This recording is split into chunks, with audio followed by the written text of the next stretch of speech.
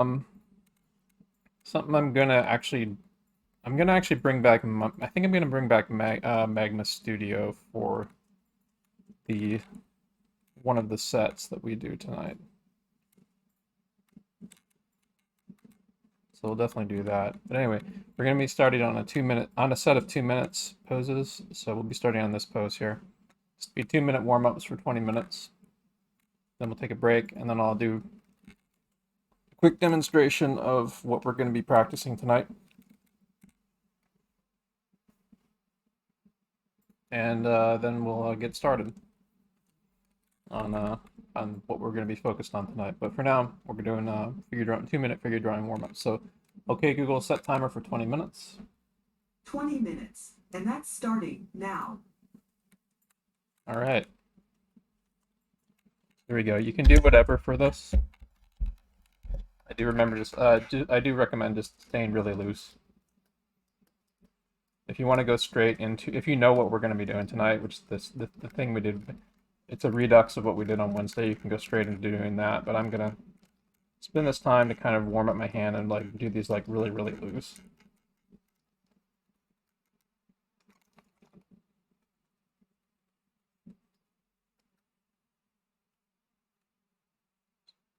Get some royalty-free music up in a little bit.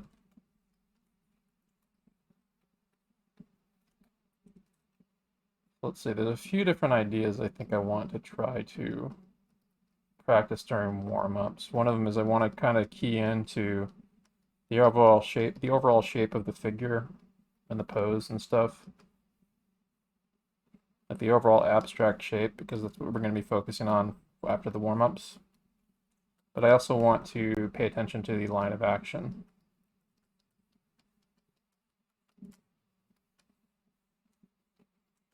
A lot of this is going to be like warming up my hand, getting the blood flowing in my hand. I'm going to be doing some line drills here. Get my hand and arm going.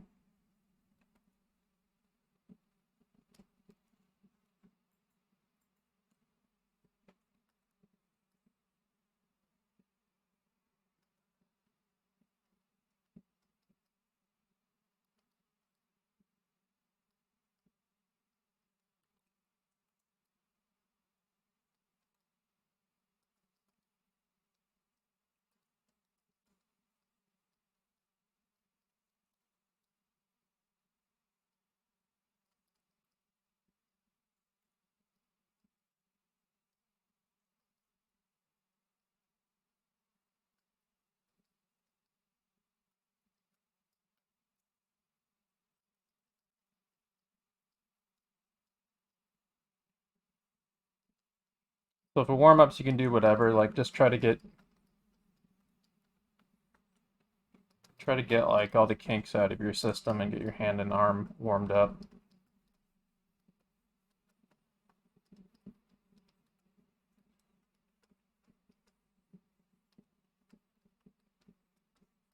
I'm getting warmed up for treating this brush that I'm using a bit like a Sharpie for an animation figure drawing class.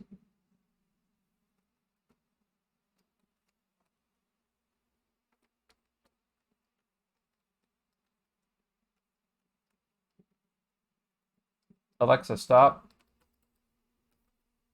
Could have sworn I stopped that earlier. Oh well.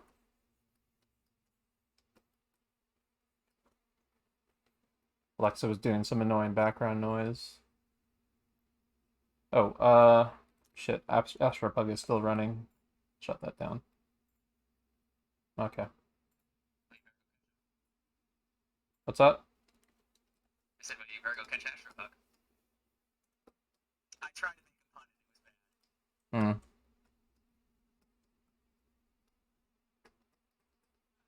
Hmm. It's very bad.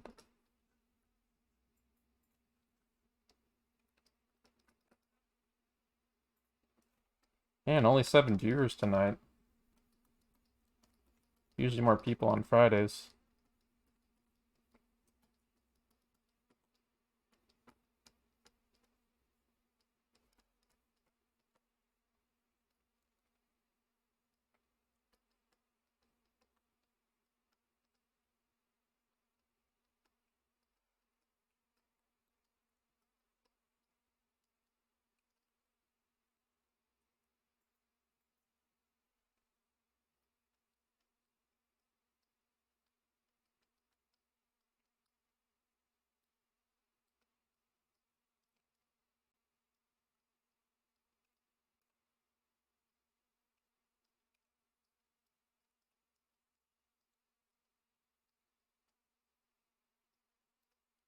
Is she reading an artistic anatomy book in this picture?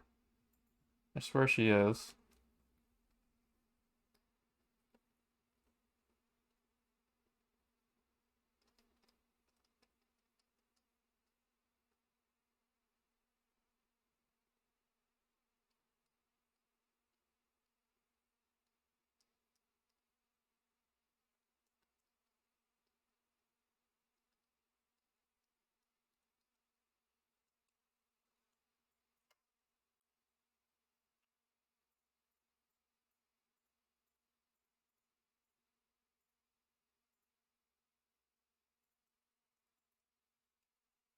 There we go. We're starting to get a few more people in here. Just jumped up to 14 viewers, so that's double what we just had a few moments ago. More people coming in for Friday's time post figure drawing. I'm still getting kind of warmed up myself.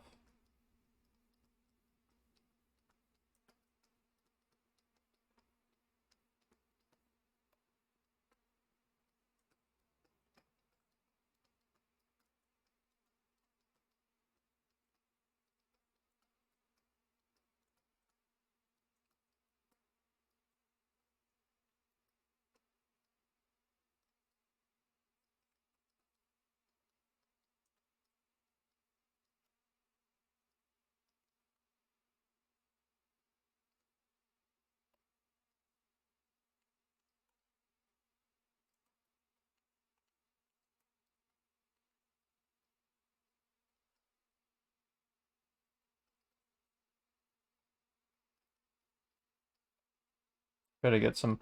So one of the radio mixes claimed to be royalty free that I used the other day, and when I uploaded it to YouTube, oops, turns out that was a fucking lie.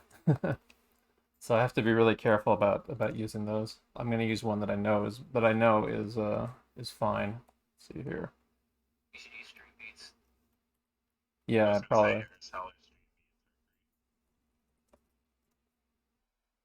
Yeah, he also includes the license like directly on the Discord page for all the downloads. This way.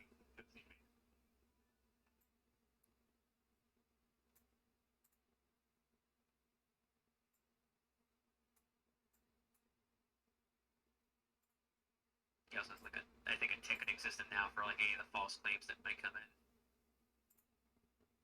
Because he has everything legally cleared by YouTube to not do that. Yeah.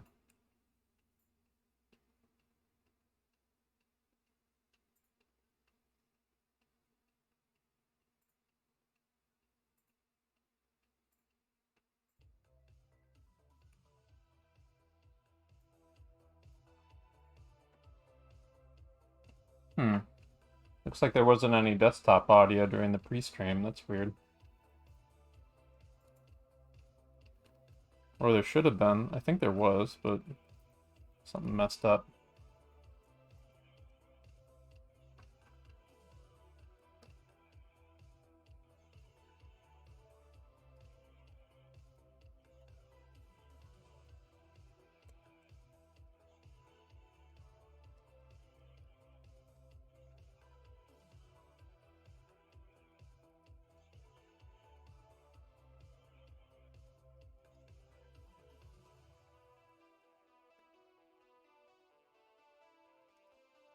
So for this week's homework, I actually have some story artists to point people towards to show people how professional story artists will often do practice. And our goal this week is going to be to do some film studies.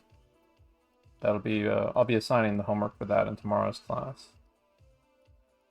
Doing film studies and also some general gesture drawing drills for people's gesture drawing stuff. Some of the stuff in there is like very anatomical drawing stuff. We're not going to be getting that too far into that at this point in time, but in the near future we will be getting more into it. We're mainly focused on gesture for the time being.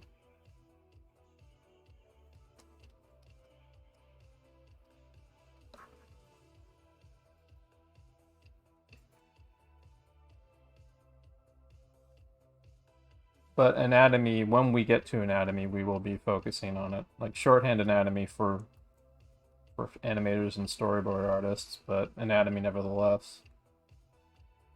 For now, though, like we're mainly just focused on gesture. We're just trying to get like we're trying to get like the basic idea of a pose down quickly.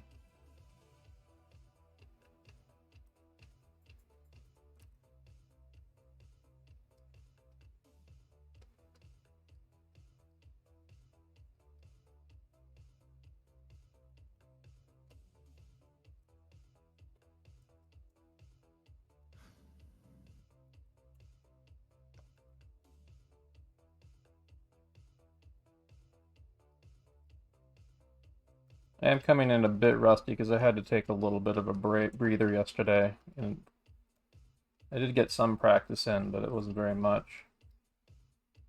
So I'm coming in rusty for this tonight. We may actually do some warm-up figure drawing sets tomorrow before the storyboarding class begins.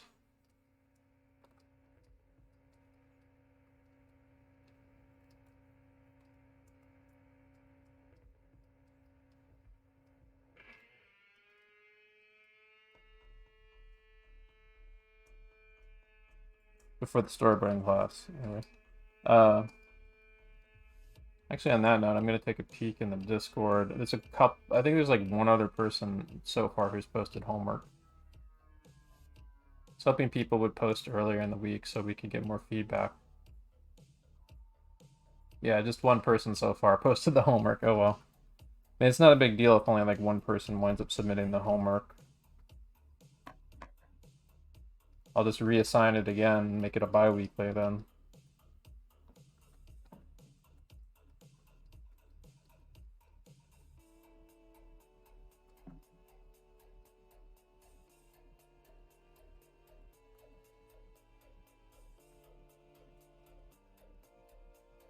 Actually, no, that's what I was going to be. I was going to be assigning, like, refining what you guys did, but also we were going to be combining it with some film studies and developing the idea further of a project and some characters you want to work on.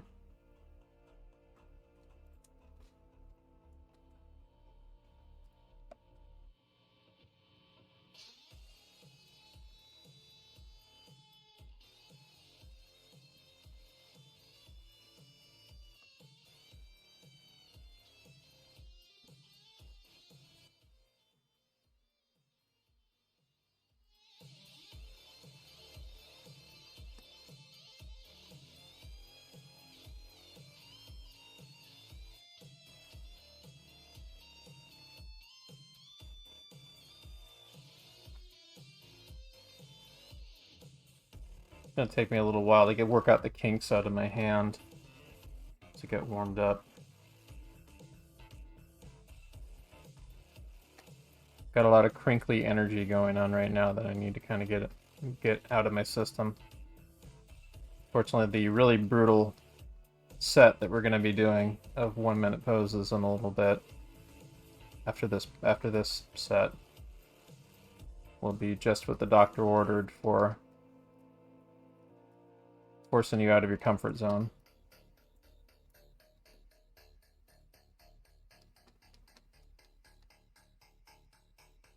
Right now the goal is to get your hand moving.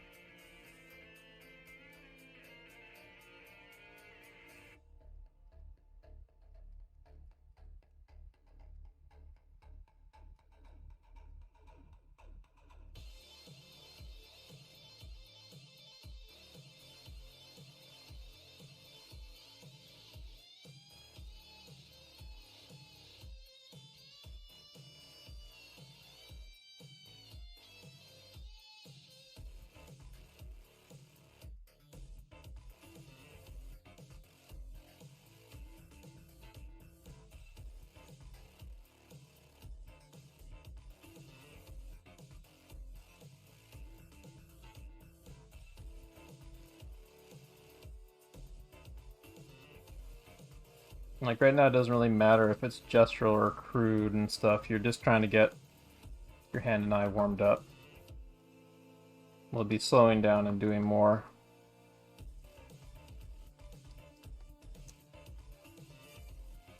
observant and detailed drawings as the evening goes on.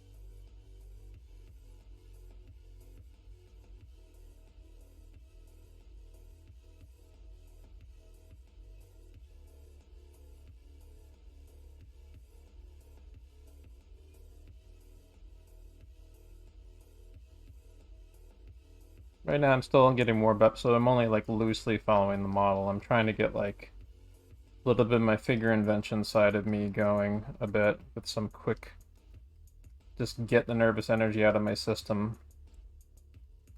Gestural doodles.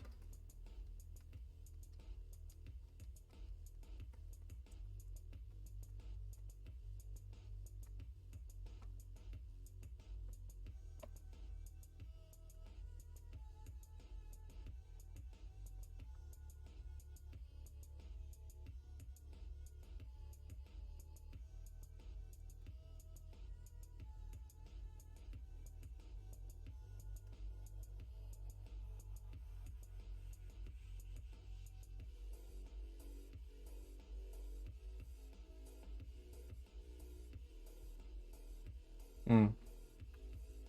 But yeah, if you're in Discord but not in the Twitch, you could open a Twitch window to get more viewers in the Twitch. That would be really helpful. So I think we got 17 people viewing in Discord and only 10 in Twitch right now.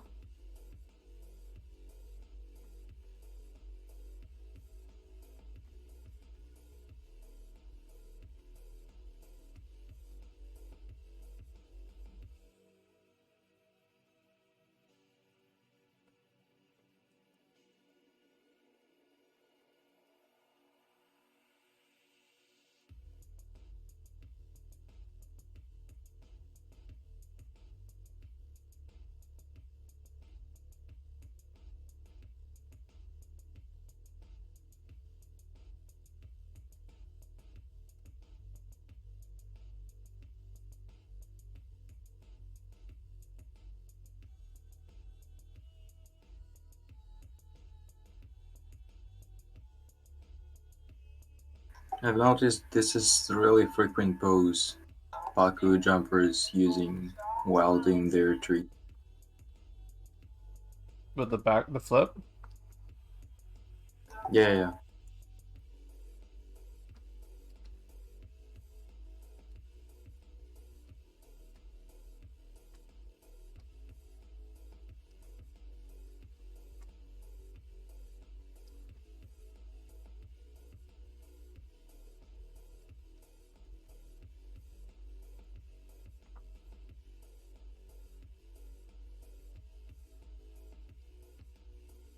So what we've been trying to develop the past few weeks is a sort of a storyboarding and also animator shorthand for like getting action down quickly.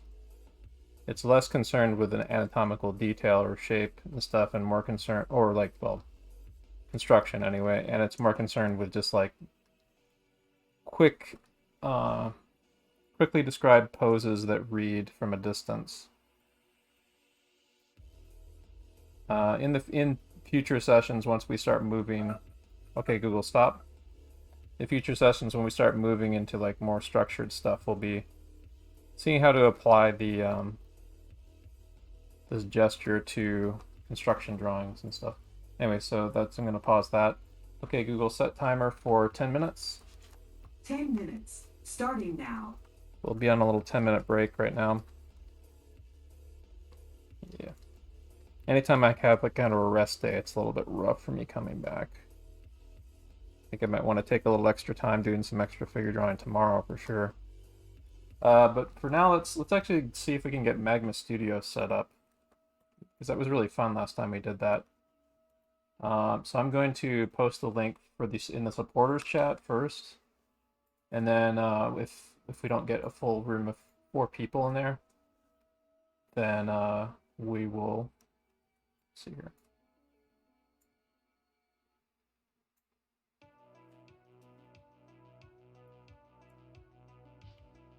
Maybe I can use this. Okay, I can use that.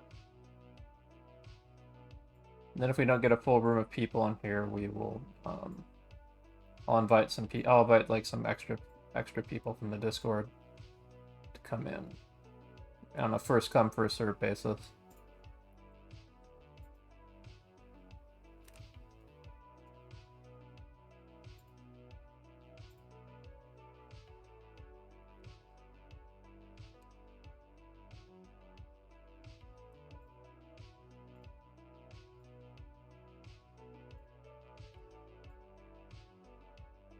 So Magma Studio, for those who don't know, is a collaborative drawing tool that I've been experimenting with using as a teaching aid.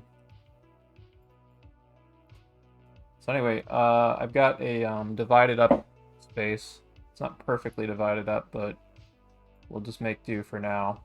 I've been experimenting with using it lately, but this is, here, let me get the link for you guys real quick. So, I'm going to post the link to it in the hidden supporter corner. Also, if you're watching the stream in Twitch, make sure that you don't have it muted, because it wouldn't count as a view. Yeah. So you can watch me in real time and see what I'm doing on my stream in real time in the Discord, and then but there's also going to be additional stuff I'm showing off in Twitch. Like, we're going to have the Magma Studio drawing space up there in Twitch. I'm going to put that up over there right now, actually. Like that, and then...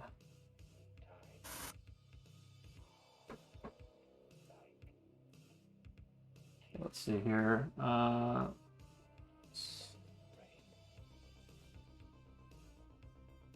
Here's Magma Studio. So we already got one of the supporters. One of the Twitch supporters in there right now. If you are a Twitch supporter, Patreon supporter, or a server booster on my server, you will be able to get access to this. Just go down to in the drawing corner to here. I'll show it on screen. Just go down in the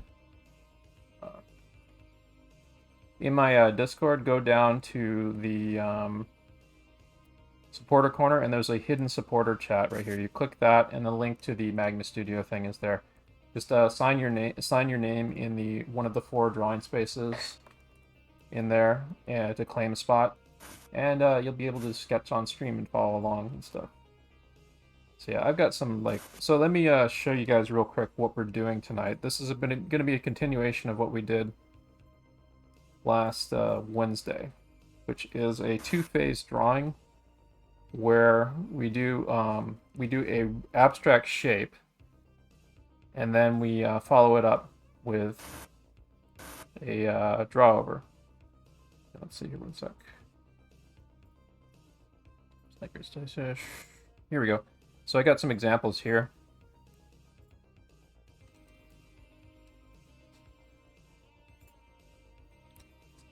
So this is some I did following along to the Alex Wu Schoolism course, which is where this technique is from if you want to look at it in more detail.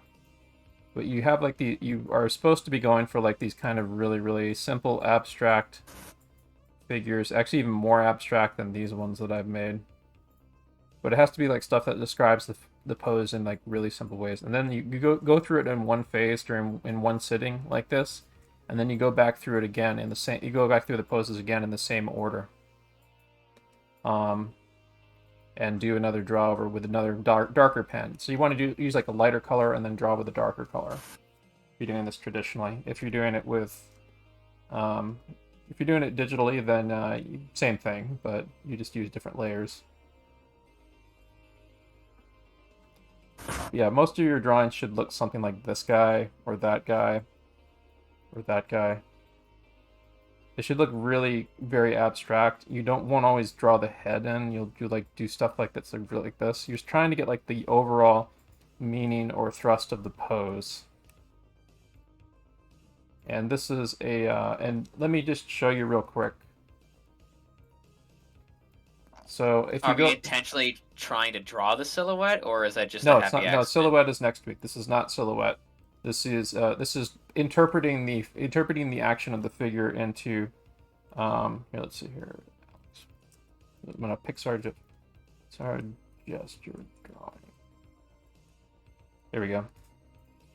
So if you look around on, there's like a couple like Pixar artists or people who participated in Pixar drawing sessions and stuff at like Pixar University, which is their in-house kind of training place. They this is where we're heading with this stuff.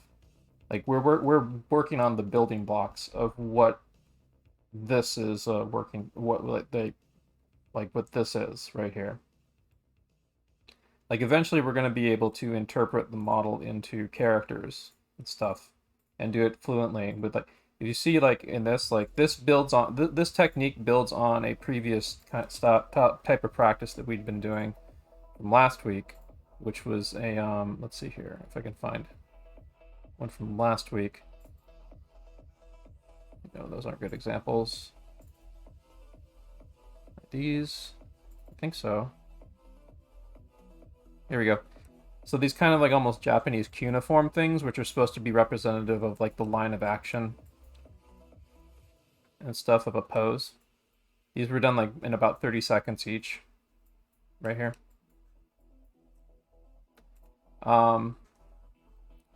Like this technique builds on that. Like the feeling of that simple line of action should be present in these poses, basically. But you're now making them into shapes. And you can see from this guy right here, this is someone who is combining that stuff with also the silhouette practice that we're going to be getting into next week. And he's also combining it with interpretation and character drawing. He has like a particular kind of almost a shorthand character model for these very, very quick, loose poses that he's doing in Sharpie. He's getting them down like really, really quickly. He's just trying to communicate an idea as quickly as possible. An impression of an idea. And he has to make quick decisions, he has to make quick decisions on the fly about that. And these are the essential tools of an animator or a storyboard artist who's trying to get an idea down quickly and thumbnail out concepts and stuff, because you want to like be able to make quick expressive ideas that make a statement that you then use that energy from to refine into like more developed animation or drawings or storyboard panels and stuff. For storyboard artists, you're going to be doing a lot of throwing out of panels and ideas, and same thing with animators. You're going to be throwing out a lot of rough early ideas. So let's see, there's some other stuff in here. This is someone who actually did the Alex Wu thing that I'm talking about, and you can see some examples there. Goody, here's the more Pixar figure drawing stuff. But you can see these are like very cartooned models and stuff. There's like a flowy sense of form to them, and these are like quick gesture drawings, quick cartoony gesture drawings. But this is like where we're headed with this stuff. And of course, this is a tool to build into creating like more finished animation. Let me see here, Tonico. Yeah, Tonico Pantoja has some really good videos on shorthand techniques for figure drawing. For animators and storyboard artists. You can see this like rough, loose, scribbly approach that he's using. I often will use that during like my warm-ups and stuff. Like he does like a rough, loose, scribbly approach, and then he does another pass where he works out the shapes more stuff. And then there's see, I don't think that here, wait one sec. He's got a really good video on fast figure drawing and different. Okay, Google, stop. He's got a good video on fast figure drawing techniques for animators. Sorry, something went wrong. When you're ready, give it another try. Jesus. Okay, Google, stop. Jesus Christ. Google's going to be the death of me. But in this video right here from Tonico Pantoja, drawing figures fast with technique for animation. This is, I think this video is about some of the shorthand techniques that you can use for just certain parts of the body and anatomy, but there's like another video that I'm trying to find from him that shows a little bit more kind of the shorthand approach that we're going to be building towards. We practiced some of it previously with like the Glenn Villepeu stuff we did a couple weeks ago. Here we go. Approaching the full figure 4. Here we go. So this is a lineup of a bunch of different shorthand techniques for animators. We were actually practicing a version of this, which is like an adaptation of the Glenn Villepeu approach to figure drawing. And what we're doing today is actually a little bit closer to kind of this, like the bold straights versus curves thing, where we use the language of straights versus curves to kind of define a abstract shape that we then create kind of a loose sketch over the figure of like these quick and loose gesture. So it's a combination of bold and quick and loose, you almost want to say, and little bits of elements from the other things here. But what you're seeing here is like these are several different approaches that you can use for different scenarios, for different types of animation, or simplifying a human figure. They all have their strengths and weaknesses to them, but of course all of them build into like more developed animation and stuff. But you can I'm going to show you like purpose of why we're doing this is like, oh, you're looking at this stuff like, oh, that's so crude, it's so basic and stuff. No, this is why we're doing it here. Like, let me see if I can show you. We're doing it so we can do this. So we can like express motion and acting and ideas quickly. Like the guts of what the pose is doing is the important part that we're trying to get. That can be as rough and as loose as we need it to be. Because then we take this is the motion, and this is the guts of the meaning of the meaning of the pose and the weight and the action and stuff. We take this really crude thing and then we work it up. We like develop it into the final character model. I think this video actually builds on what he was talking about, showing you how to add basic primitives to figures. Like this is an example of where we head with this later, right here that he's showing right here. This is a continuity of from the last video, basically. Like you start with that basic approach and then you build into this. So anyway, I wanted to show you some of that stuff to give you an idea of like why we're doing this and where it's headed, because like it like this crude stuff that seems like really basic is essential to being able to capture that really important stuff that drives a performance and the action of a pose. We'll be starting a new set very shortly. I'll be demonstrating an example of this. Some of you who have already, looks like we've got 3 people in the Magma Studio thing. Reminder: if you are a Twitch supporter or a Patreon supporter or a server booster, you will be able to get to the hidden supporter chat for a link to the Magma Studio thing if you want to participate in that page up there. If nobody claims it before the next break, I'll no, actually not after the next couple sets, because we're going to be starting well, I'll save it for when we start a fresh set. Then I'll open it up to somebody. And also, like the folks who are up there, if you need like more space to draw in, just create more layers and hide the old ones and stuff. But make sure you screenshot your work so you can upload it to chat before you hide the layers too. All right, so we're gonna get started on a new set. Create a new layer here. I'm gonna grab my yellow because I'm gonna use yellow again. Actually, I think I'm gonna use a different color. I'll use blue, light blue. I'm wondering how to do this the traditional way. The what? With traditional tools, not digital. For traditional, there's a few different ways. Like if you have any kind of paper that you can see the shape through when you lay another layer of paper down, like either if it's tracing paper or just like really see-through drawing paper, and that works.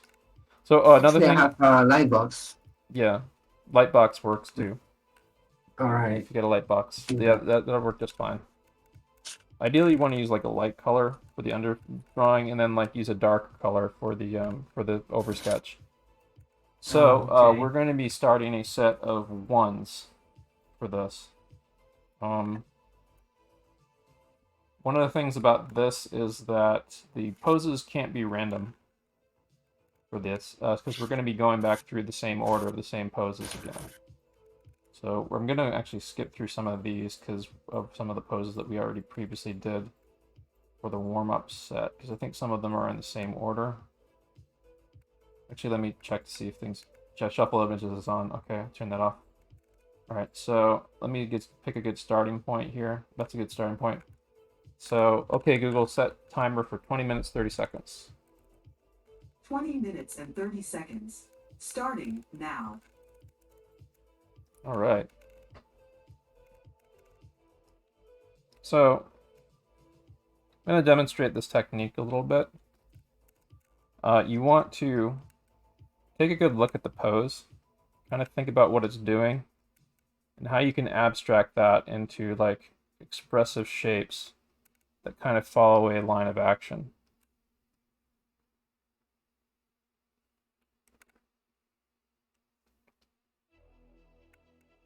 Strategize a little bit about where to maybe eliminate some detail too. Your first few passes in this might actually be more detailed. You might find yourself getting more abstract further you get into this, and you should. That's the direction you should be working with this, because the more abstract and expressive it is, the more you can push the pose. So like in my case, like I've gone like quite a bit more detailed than I probably should. Let's skip this pose. It's not really a pose. I've got a few duds in this folder that I'm gonna have to skip. But it's okay, I added some buffer time in case I needed to do that.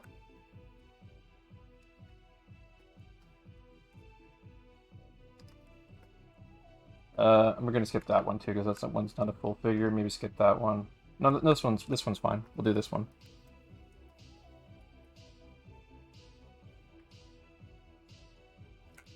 So I'm drawing a little bit large too. Yeah, I'm drawing very large. Your poses should be very small on the page. So I'm gonna try to I'm gonna keep zoomed out on purpose so that I have enough space to kind of do this in. That was something I wasn't doing last time. But this is more kind of the way you want to be doing it. You want to be drawing really small, so you have more control and visual. You have more control and you can get more down with less arm mileage. And you should be trying to draw using your arm, not your wrist, for doing these.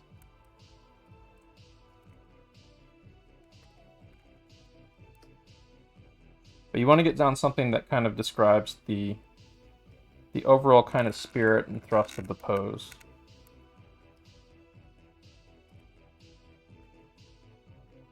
Like, I might actually be going a little bit too small here.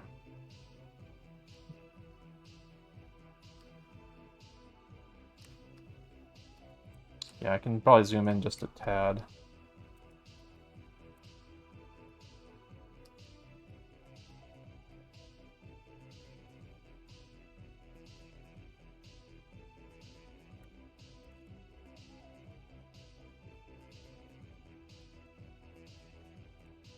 So the goal here is, of course, this goal here is not to copy.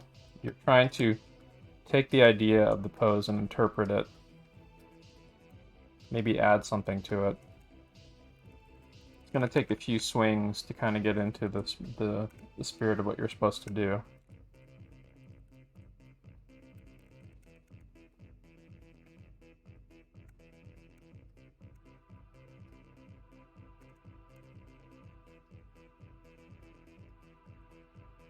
There's a running joke in our Discord that I started a couple weeks ago called It's Terry Time. Terry is one of the characters from Pixar's Soul, who's one of like these kind of muses entities. It's like this very abstract looking character. It's kind of like Picasso-y looking, very abstract person. Like a 2D, they're basically a 2D character in a 3D space. And they and the other muses have that kind of same art style to them. And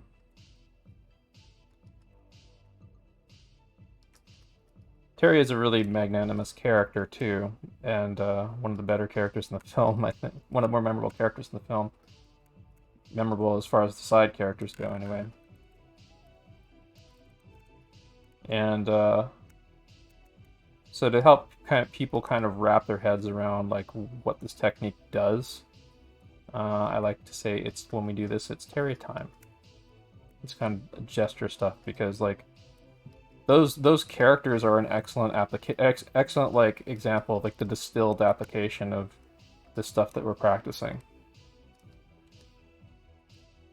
Like everyone at Pixar and the animators and artists are taking like the gesture drawing classes there, and those gesture drawing classes are based on like a lot of same way that like most animation schools teach figure drawing.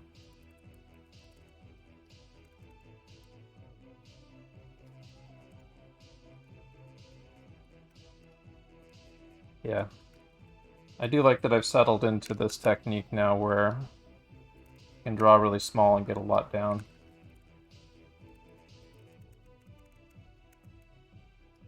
You can see like right here, for example, like you just maybe just think of the whole pose as just being one big kind of curved thrust right here.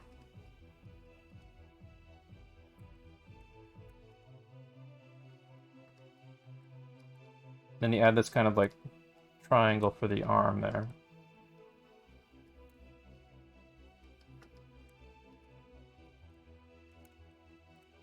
So something I described like last time in here is the idea of thinking a few moves ahead, like a chessboard or something. Once you've done this technique a couple of times, you can kind of think a few moves ahead of what you're going to be able to do when you get to do this. Like I'm thinking, oh, I know how I'm going to break up those shapes a bit when I go over it with the dark pencil later. So I don't need to overcomplicate things. Like this is maybe too detailed. This is maybe a little too detailed, but this is starting to move more in the direction of how abstract I want to get. Skip that pose. Let's see if I can... Okay, so here's a good opportunity to really show off what you're supposed to do with this technique. Some of the things you can just make decisions on is like whether to separate the legs or whether to keep them as a single unit. Like I could do that and then like fill in all this right here. Or I could decide to separate the legs.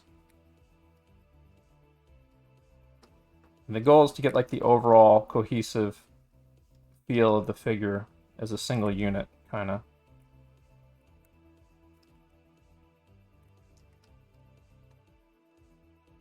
That's the goal of doing this, by the way. Like this is, that's one of the goals of doing this, by the way. Start thinking of the figure as a singular statement that's kind of working towards something, instead of like separated, but like separate limbs that are kind of working against each other, independent of each other.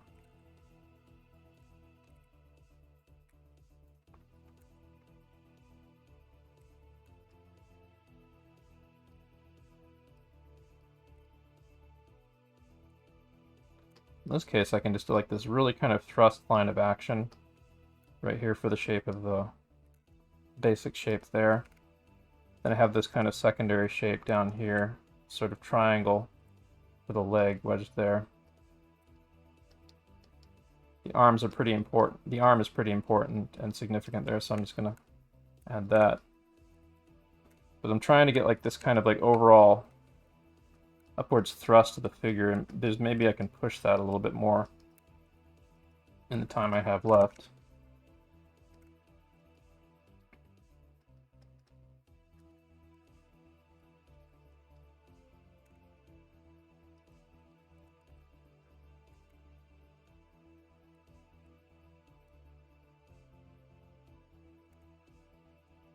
I'm gonna try to experiment with what the sweet spot is of like the distance to draw these from. Should be. Oh, I'm getting too detailed here. All right, so let's see what would make this guy a single unit. I think I know.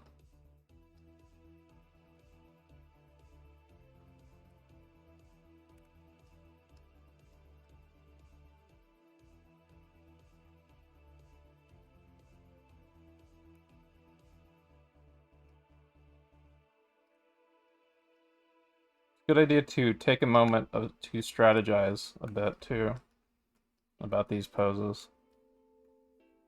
You're just trying to record your impression of them, but you're also trying to kind of think a little bit about how you would unify the pose a little bit.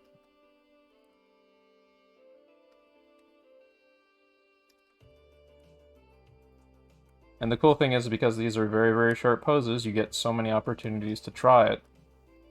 See what works and what doesn't, and kind of tune yourself into this approach.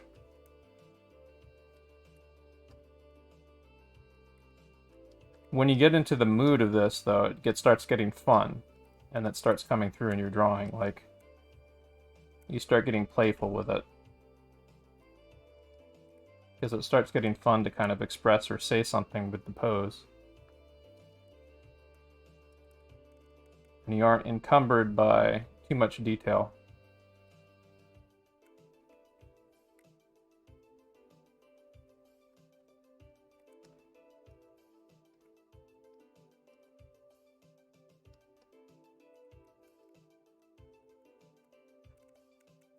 One, two, three, 4, 5, 6, 7, 8, 9, 10. Cool. 10 more poses. So I think this page I should probably grow those a little bit. So I have a nice row of 10 poses. Maybe I might be able to fit like all my poses on a single page for tonight's sets. That would be really nice.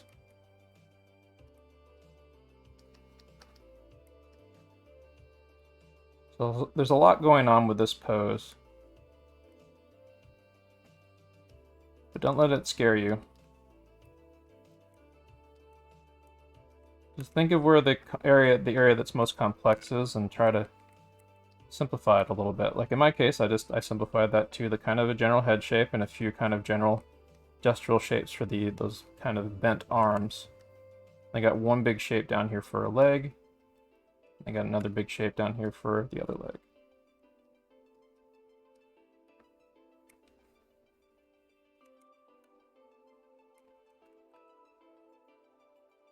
Remember, these aren't silhouette drawings. So for this one with multiple poses, just pick one. I know which one I'm picking.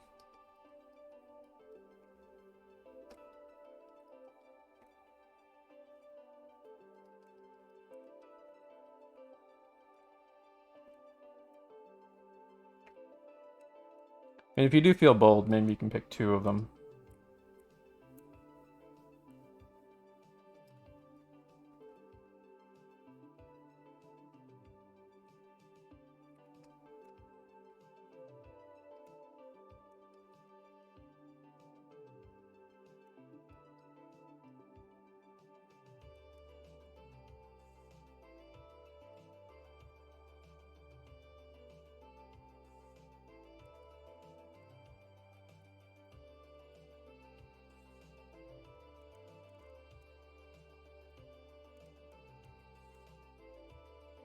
So this pose has like a very clear thrust to it, I would say.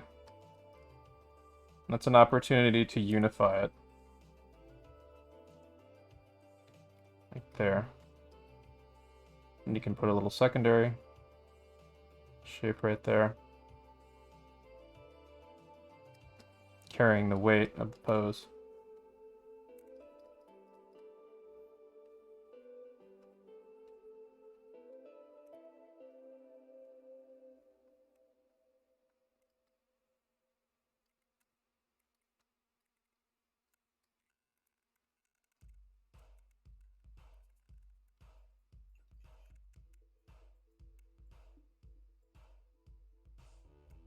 One, two, three. Hopefully I have enough space. I've drawn a little small. So like this is a great example of a pose that you can simplify into like a single kind of question mark shape almost.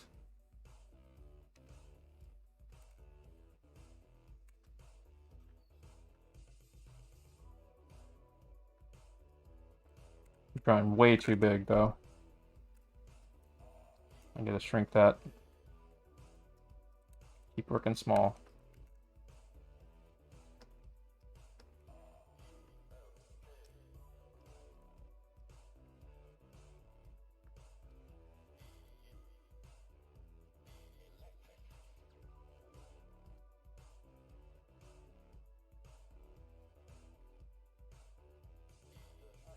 So I'm trying to avoid using the paint bucket tool this time, like I have been a few other times.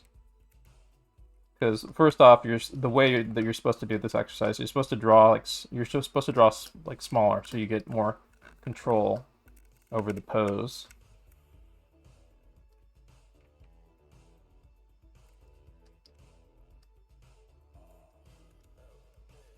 And the other thing is you're supposed to like fill it out in order to get a sense of like how to make a shape, like how to construct a shape.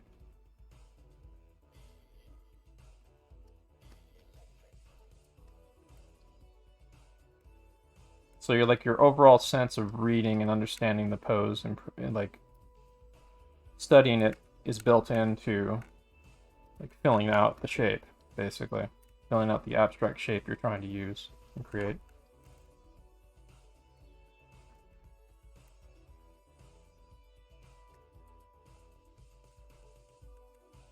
Still drawing way too big, but that's okay. I'll just use the rest of the space here. It's 1, 2, 3, 4, 5. So we got 5 more poses then.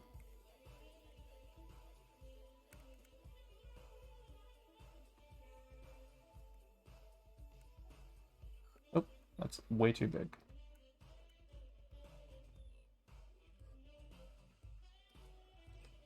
So when you're greeted with a pose, like immediately try to like strategize about how you're gonna break it down.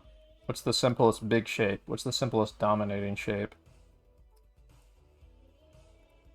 that you can use as a starting point to kind of anchor the idea of the figure?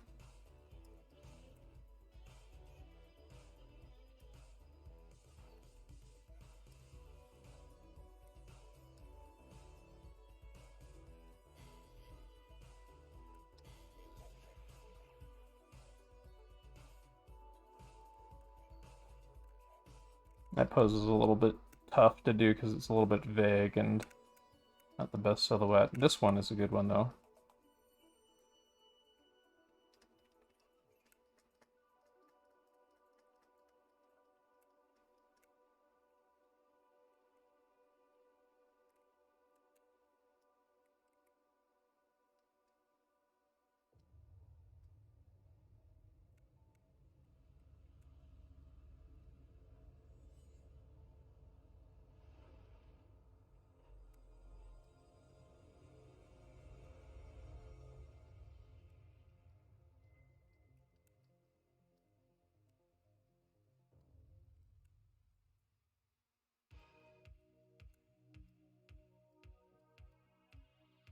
I'm still like not going as abstract as I probably should for these. I'm gonna be trying to push that more. Like this guy right here. Thinking of the figure as like one kind of big A shape.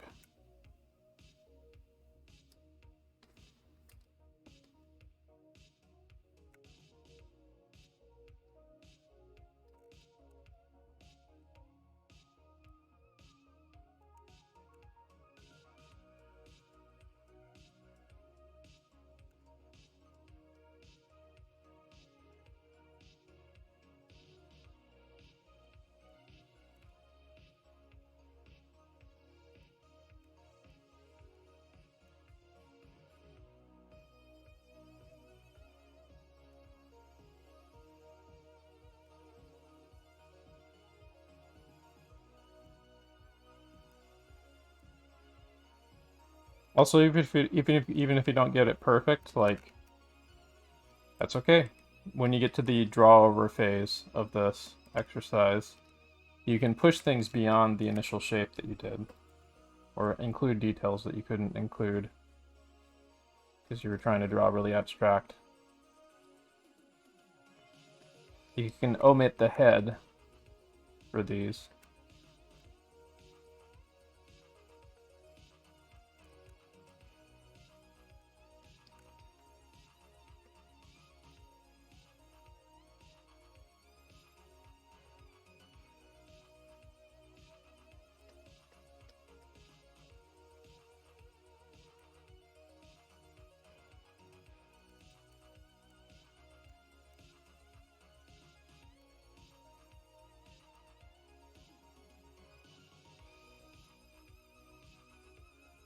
In the case of this guy, there's this really nice rhythm going through his body like that.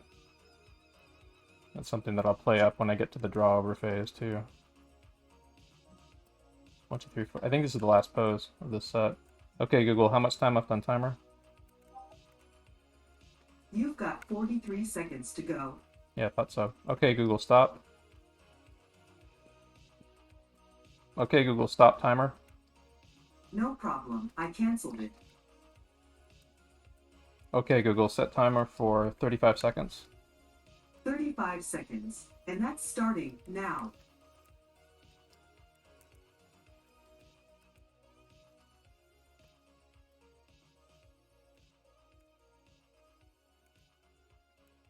Zoom out from this guy.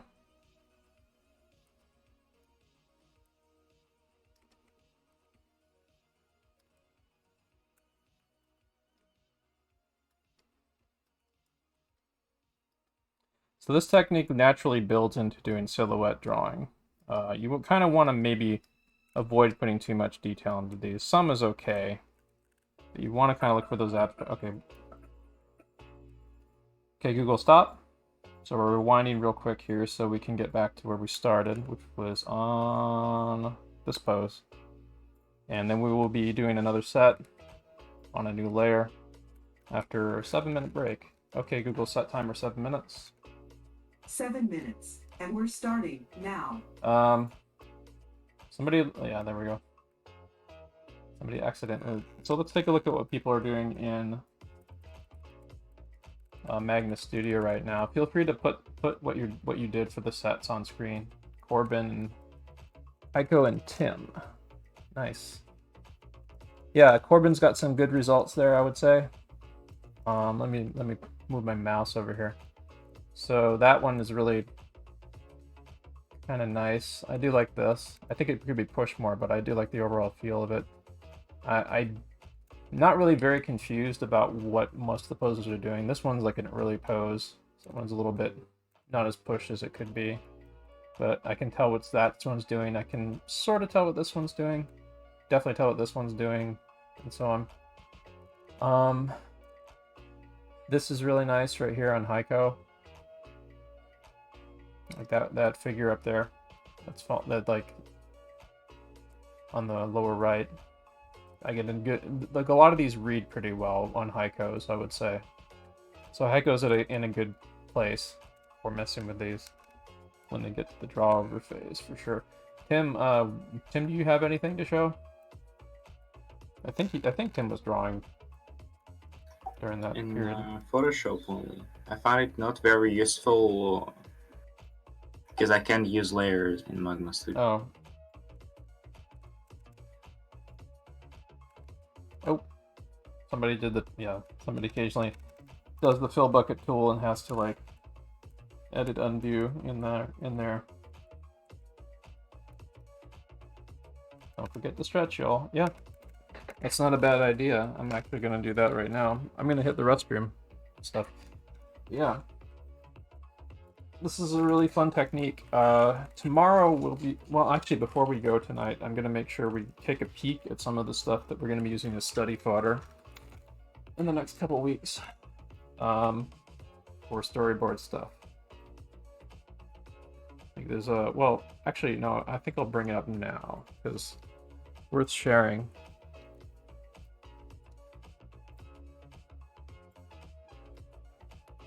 So there's a Twitter account I ran across last night.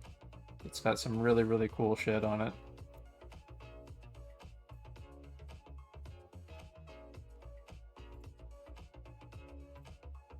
So this guy right here, he did a bunch of Cowboy Bebop episode 1 studies right here. And these are like really nice, simple, quickly drawn. Just trying to get like the storytelling panels in and little notes about how the shots connect and things, like breaking them down and stuff. It's like a shot breakdown study. This person also, as you can see, they also do a lot of like figure drawing drills type stuff. We'll be working our way towards doing this stuff over time, by the way. They're also an effects animator, so there's some cool stuff they did for Craig of the Creek freelance. Looks like. And here's some studies they did of like Spartacus and some other things, I think.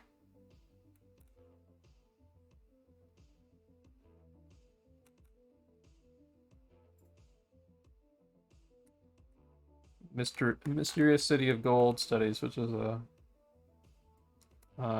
anime series. It's a bunch of cool studies of an early bit of memorable visual storytelling from the series.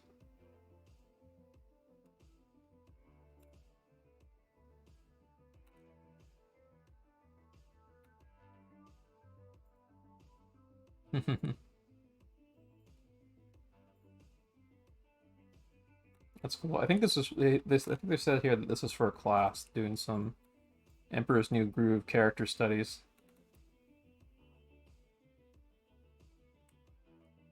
It's a very, very nice. Yeah, yeah, definitely give them check them out. iCager, Amberblade Jones. This is their main account, I guess. Yeah, I'll link their account in Twitch chat.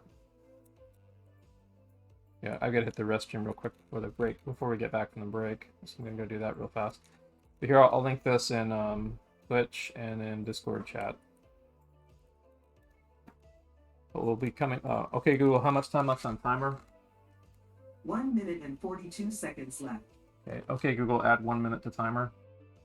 Done.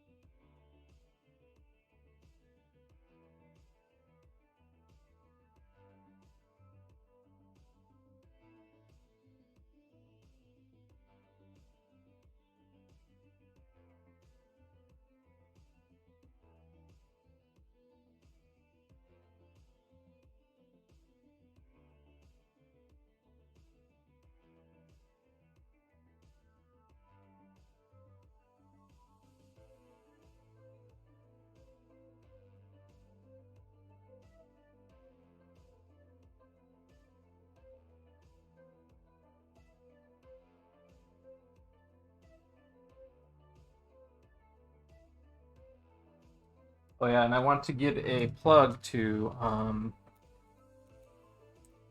this cool thing here. One sec, Schoolism. So the main resource that you can go if you want to like get straight from the horse's mouth, the stuff that I'm trying to regurgitate for you guys, so that we can all learn it. You want to subscribe to Schoolism for 30 a month or whatever, and the content that I'm using right here is from Alex Wu's gesture drawing class on Schoolism. Right here, that's on screen. You're on the mini screen. There you go. Yeah, well, I swapped it over. But yeah, like on Schoolism and stuff, you sign up for 30 a month and you get access to like a whole bunch of different courses and stuff. So the main resource I'm using, we are currently on week 2 of Alex Wu's gesture drawing class. Next week we will be doing, let me see what he's got. Yeah, next week is silhouettes, then it'll be space, then exaggeration, extrapolation, story, and yeah.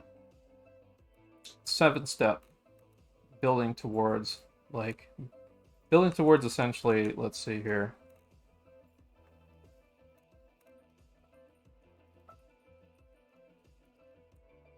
Building towards getting gesture drawings along these lines.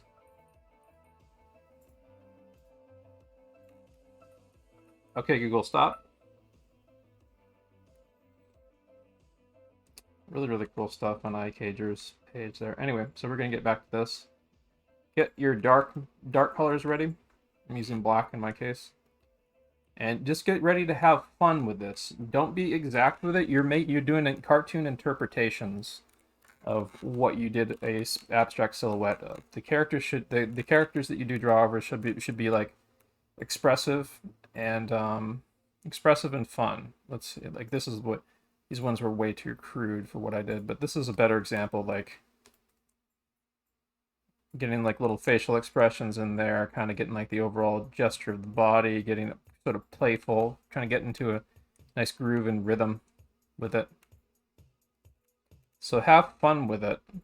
You're going to be turning these drawings very slightly into characters, basically. Let me close these real quick.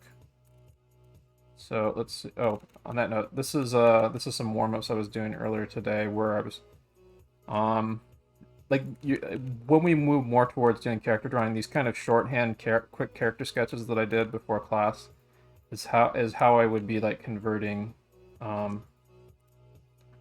figures into characters for like character shorthand for storyboard or animation poses and stuff. Anyway, so let's get started on the set. Okay, Google, set timer for 20 minutes, 30 seconds. 20 minutes and 30 seconds. And we're starting now. If you came late, it's no big deal. Just draw along and do your best. You don't have to do specifically this. You can just like, you can just do time. You can just do like regular 1-minute time poses. You need a line of action studies. In fact, that would be a good idea. You'd like a line of action studies on these poses.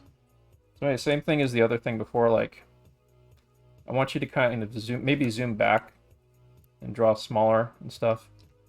Try to get some kind of like meaning or intent behind the character that you're drawing. You're making these into like loose, simple cartoon characters, basically. You want to put like a little bit of humor and acting into the posing that you've just done. Like, this is now playtime for you. Like, you understand how the pose works, so now you can kind of play with how you contained it.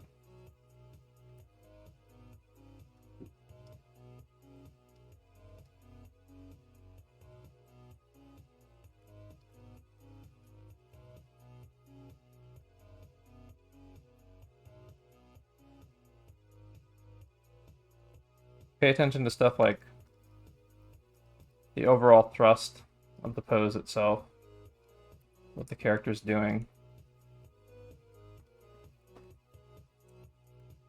You might want to zoom in a little bit more. I'm gonna have to calibrate myself for how I'm going to be doing this. Get a little few test lines here. not quite getting the level of detail I want for this.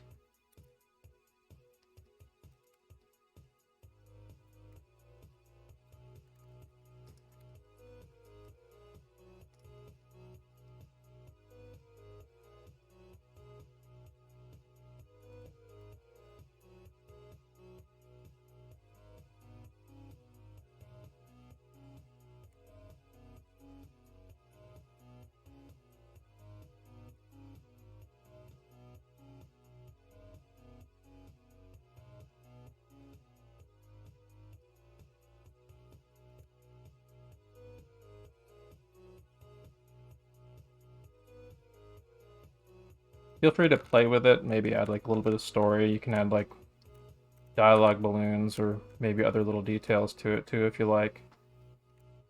Or you can just concentrate on just trying to get like the overall gesture of the pose.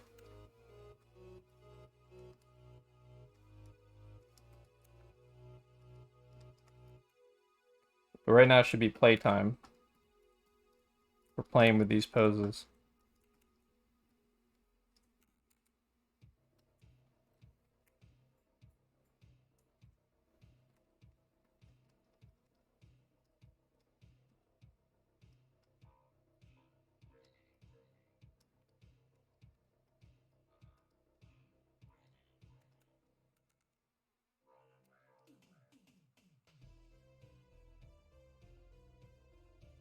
Guy's in a black suit, so for fun I'm deciding to just kind of fill in the black area. Not perfectly.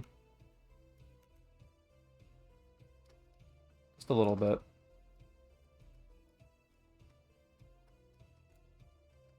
Look for any opportunity you can find to just kind of play with it. And it's okay, you can do like scribbly, quick drawings. The goal of this is just kind of like get ideas down fast and not be afraid to experiment.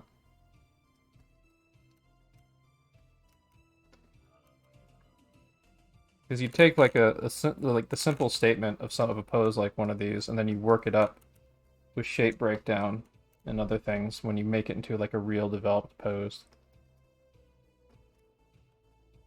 But if you can get that initial thrust of the fun of the idea down in like a really quick noodly thumbnail, then you have like 90% of the idea down in a way.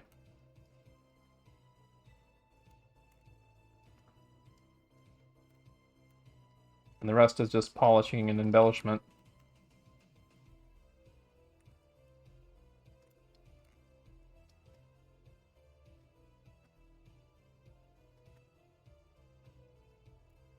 Some things that can help is darkening certain areas of the drawing, like on the underside of the body to give it more weight. Underneath the chin, certain areas of the body and stuff might get a little bit more shadow or something along those lines.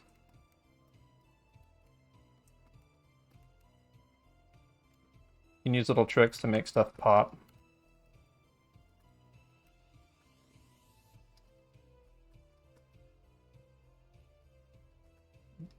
This claw hand lady kind of reminds me, have you seen the videos for the Resident Evil The Village? The new Resident Evil game. There's a villainess in it who's kind of she looks like she's like some kind of a semi-supernatural being, because she looks like somebody took she looks like like she's using some kind of illusion and thing to basically look like a black and white photograph in real life. Like a photo from the wall, from like the Overlook Hotel wall in The Shining, brought into the real world. We're skipping that pose to this pose. She's got like this maddening, like overly gregarious expression on her face. And she can extend her fingernails out into like giant Freddy Krueger claws, basically.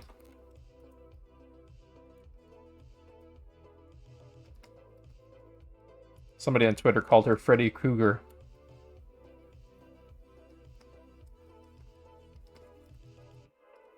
But yeah, there's some really great, if you like, I would actually want to bring those up during the break. There's like Capcom has gotten, especially since Resident Evil 7, they've gotten a really great art team together who has like been able to like make like genuinely unnerving imagery for Resident Evil 7 and for stuff I've seen so far for The Village.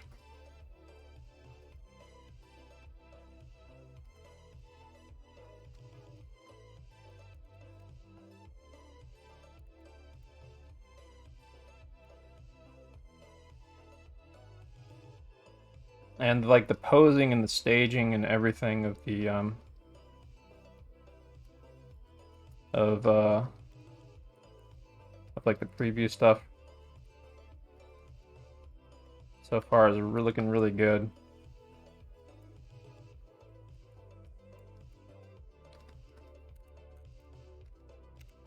Like they made some genuinely unnerving looking imagery involving that lady and her cohorts.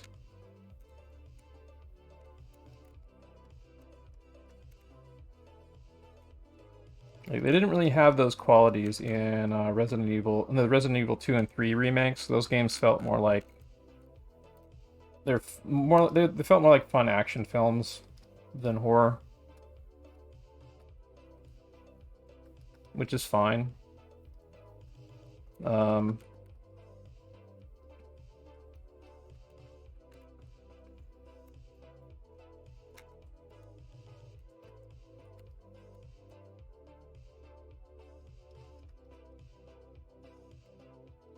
Yeah, the stuff for The Village that I've seen so far has like that kind of like get under your skin slightly horror quality to it, where it kind of feels like a little snapshots from a nightmare, basically.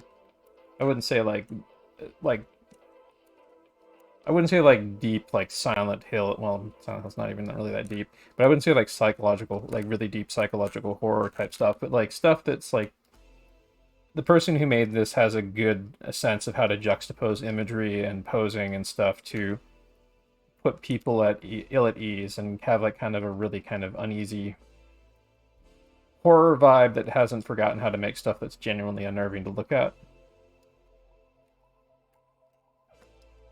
Like really good horror should make you kind of uncomfortable.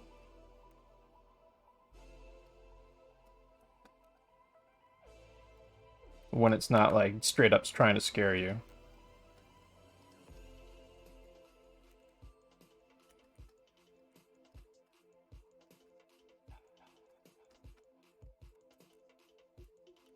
So here's a pose where the observation started to pick up a little bit, I would say. Pushing the hips that way, pushing the torso twist, the torso bend.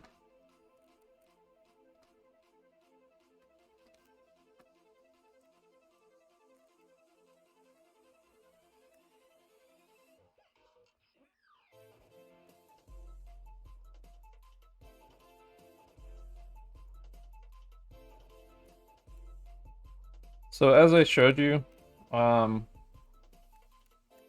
one of the things I'm going to be assigning tomorrow for the next week's homework will be film studies.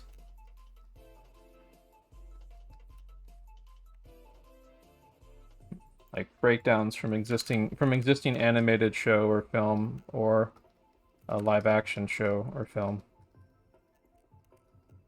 Get as many pages of them in as you can. I would say at least one.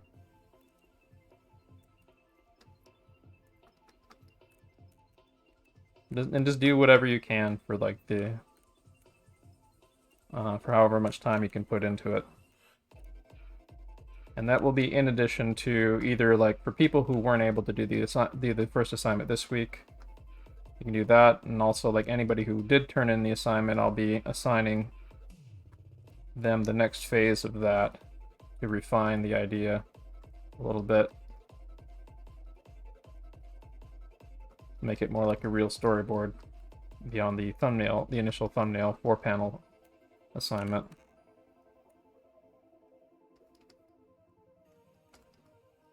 Amazing. So I could catch up. Mm-hmm.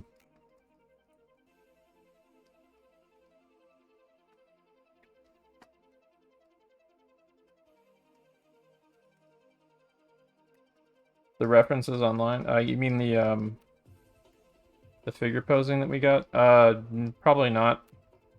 I mean, I can upload these later into the Discord. So I got like the image collections and PureRef files and other things, so I can share them. I might upload if people can remind me. I'll be happy to upload it to the reference hunters section in my personal Discord later.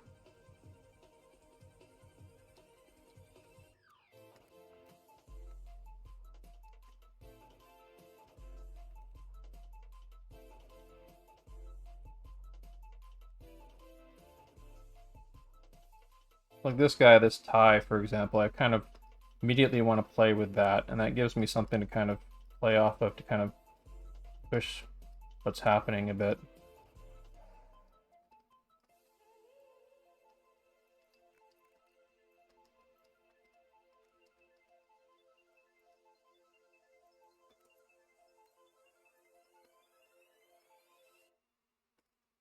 Imagine a planet of little TJ lasers, all highly skilled in weapons and biotic tactics, with me as absolute ruler. If you don't want to be a part of this incredible vision, then you can get a space taxi back to planet Idiot.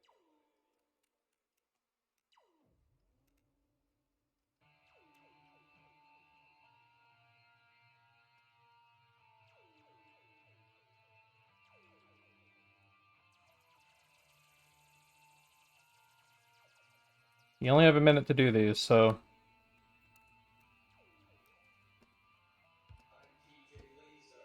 you just want to like record information quickly. This is a technique to develop your ability to use shorthand. You gotta make quick decisions. Sometimes you'll swing and you'll miss. Sometimes you'll nail something. The point is to like develop a sense of rapidity to keep quickly observing things and like keying into stuff.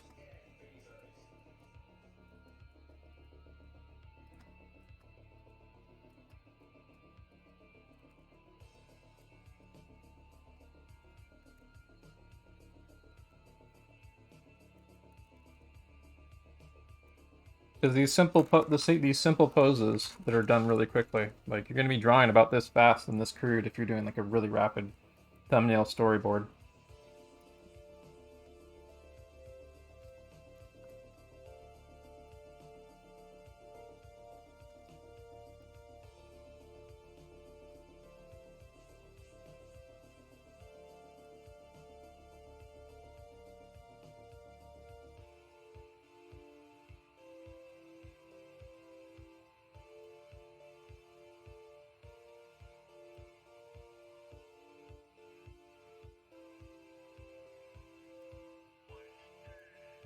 Okay, so I decided I wanted to separate the hand from the body a little bit, so I tried pushing that a little bit. Of course, there's enough time to get everything. Get to do what you can. So we only have a minute to do these.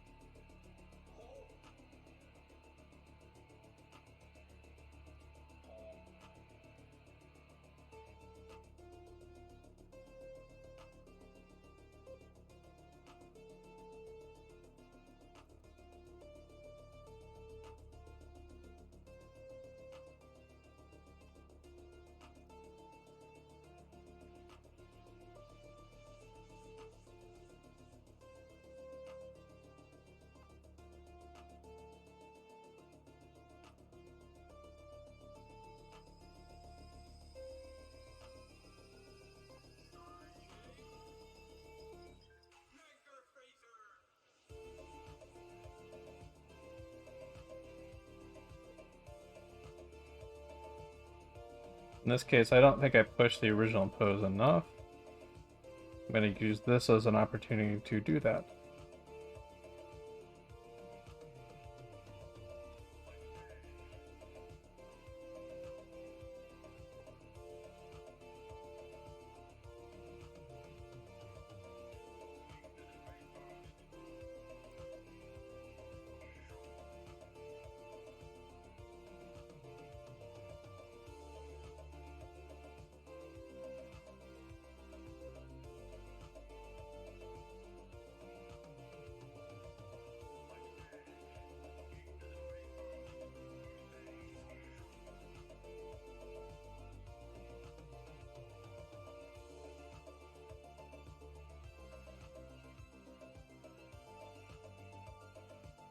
So even though these are like really crude and scribbly,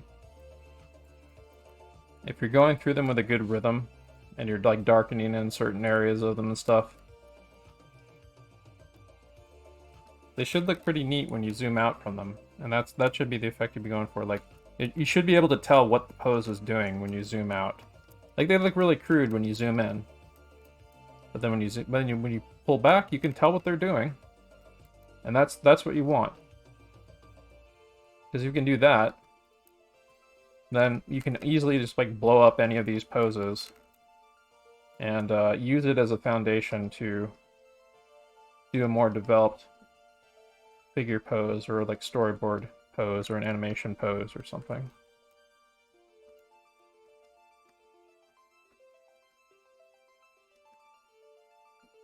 So there's a technique that's all about recording like information quickly, giving you the range to play with the idea.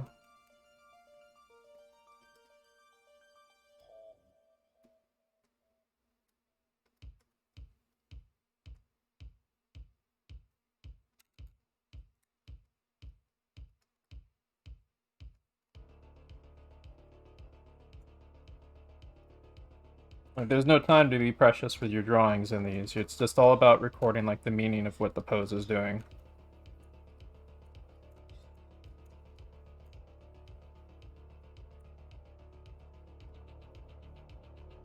They should look crude. You want to convey the information, you want to get there, you want to get that out on the paper quickly.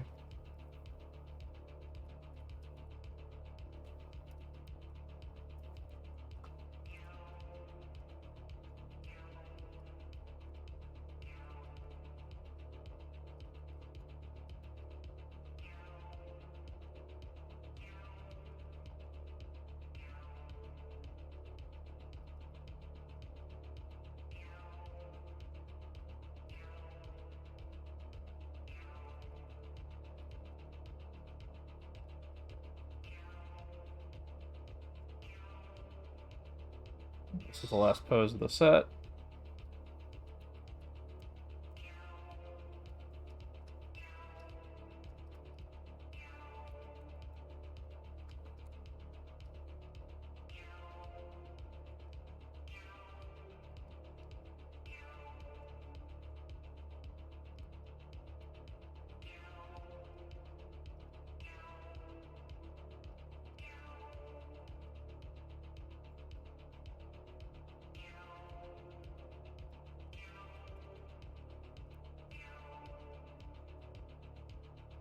Alright, pause here.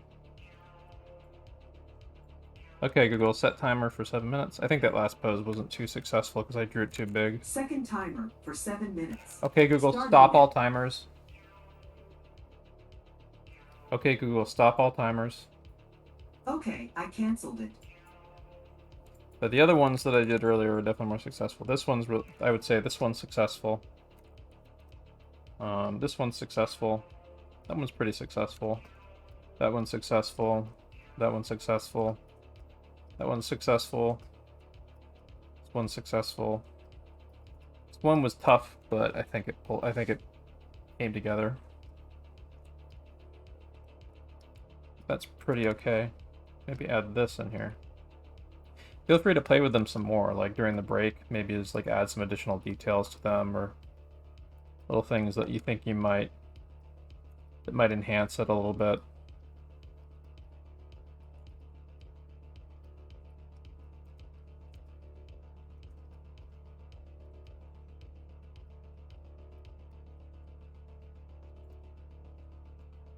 Yeah, that last one I made the mistake of drawing that one too big, so got kind of lost in there.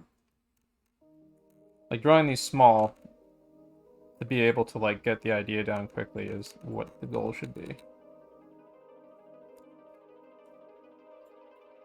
Like you're getting a chance, you're in a batting cage basically, and instead of having like baseballs being pitched at you, you have 1 minute long or 30-second figure poses being pitched at you. Sometimes you miss, sometimes you hit, and sometimes you hit on target. Sometimes you hit a foul ball. That's the point of doing these very quickly, because you get like opportunities in rapid fire to try swinging again and again. We'll be doing similar sorts of things when we get into more like shape construction and anatomy and stuff in the future too, but for the next few weeks we're concentrating on gesture drawing.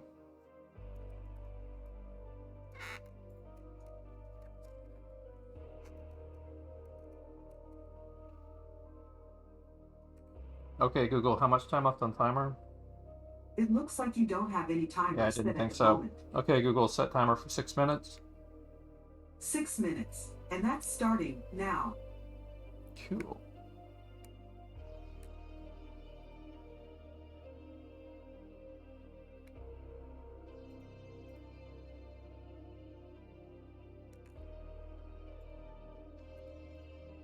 Yeah, getting some film studies in will be hella fun.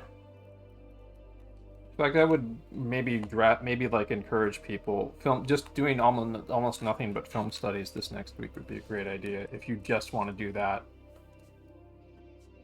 because that'll build up a lot of confidence in a lot of folks here for sure. Stuff like this. Just take something cool that's existing, and then maybe model your studies a little bit after what iCager has done. Keep them really simple. Make notes and stuff. They use a little bit of like color coding for certain things, like certain actions and so on. Come up with your own little shorthand for how you do your studies and stuff. Oh, these are nice too.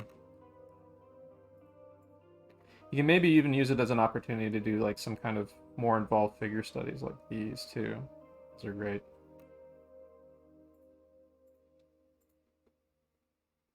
Also, I wanted to show this. This is some stuff from amazing animator Spencer Wan, who occasionally teaches classes, by the way. This was something they did for Owl House.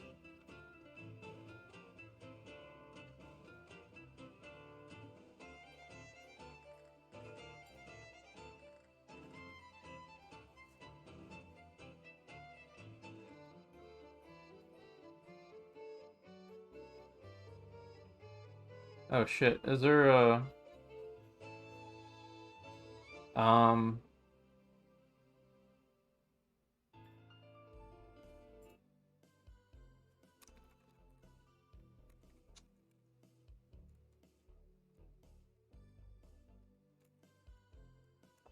Okay, good. It's the public domain music playing.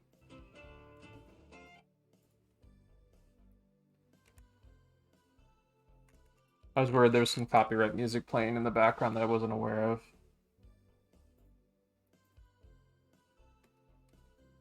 Yeah, that's really, really cool.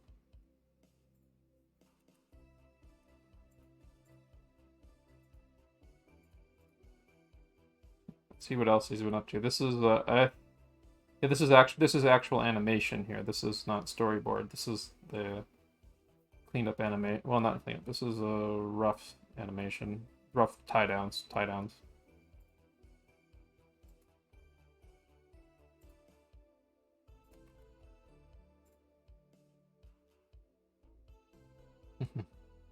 So this person, I actually want to maybe DM them and ask them about this, but 12 FP, there's 12 FPS Spencer Wan class demo study. There's like a 12 frame per second study thing that Spencer Wan assigns for his classes that I've heard a little bits about before, but this is, yeah, this is pretty neat. This is them trying out Clip Studio's animation timeline.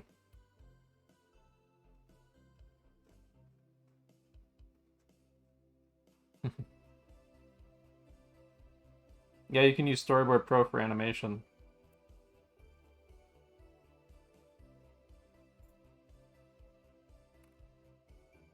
Yeah, they are using like a big thick brush to get like studies in.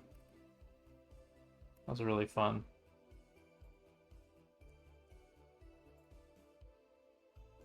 Yeah, I would say like any kind of studies. Glance at what people have drawn in the drawing corner chat. Yeah, yeah, sure. I'll bring it up. I would say that maybe like it would be a good idea to do what he's doing, where you do a combination of You should do a combination of figure studies and cinematic studies this week, and use it as an opportunity to kind of bounce between the two. That would probably be the ideal way to study this week. Let's see. Drawing corner. Ooh, that's nice. Yeah, those came out really good, Tim. Thing. They're pretty detailed, but I think you pulled it off really well. And I really appreciate what you did with darkening in certain areas to make like them read or pop, like the back legs, for example. You have to like kind of improvise these little things on the fly and stuff.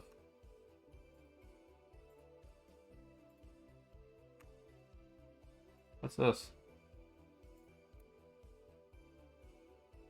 Oh yeah, I know about this. Yeah. Nick, yeah. Is he streaming right now? If he is, like, we'll be sure to raid him after after we get done with our next figure drawing set.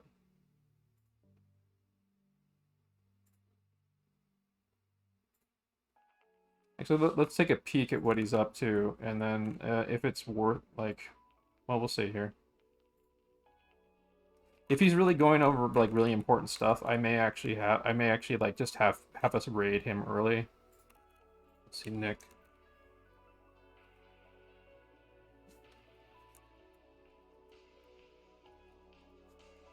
Nick Mundo, there he is. He's streaming now? No, he's not streaming now. Okay. Okay, Google, stop. Yeah, somebody. Yeah, this is what I think. This is what you screenshotted right here. The Let's Talk storyboarding thing. I've told him he should probably. I told him in DMs he should probably upload this to YouTube. But this is a. I'll link this in Twitch, and I'll link this in Discord. Tomorrow, before or after my storyboarding class, I'm actually going to be going through this with people together, because he's a Nick is a Nickelodeon storyboard artist, and he did a really good kind of introductory storyboard thing. He also has a really great. Here, I'll upload both the PDFs again, or like the storyboarding. We're going to be going through these in more detail tomorrow too. But let's see here. There's 2 free storyboarding guides. One is by him and one is by another artist. But they're both free. They're both free on their Gumroads, and so I'm uploading and sharing the PDF here with you guys in the Drawing Corner chat. But we'll be going over them some tomorrow. We will dip into them a little bit on stream. Also, in addition, remember the Flooby Newbie mega resource for storyboard artists, and also like for animation gesture drawing and stuff. This page is really a great thing to leaf through and get study practice from, and so on, and ideas for things to study. I would say maybe just like keep this thing handy, and then like you can leaf through it and find certain sections that'll help you solve certain things and stuff. But there's stuff in here that also shows some of the studies we're going to be doing this week also, like some of these different principles of shot composition.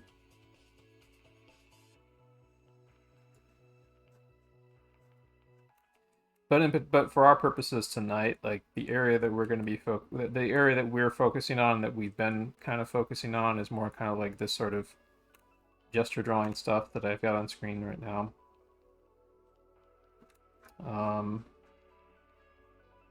It's a big mega post down here. Yeah, there's this kind of stuff right here.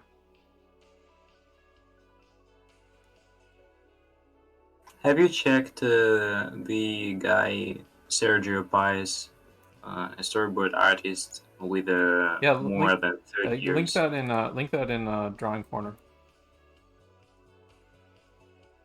See here.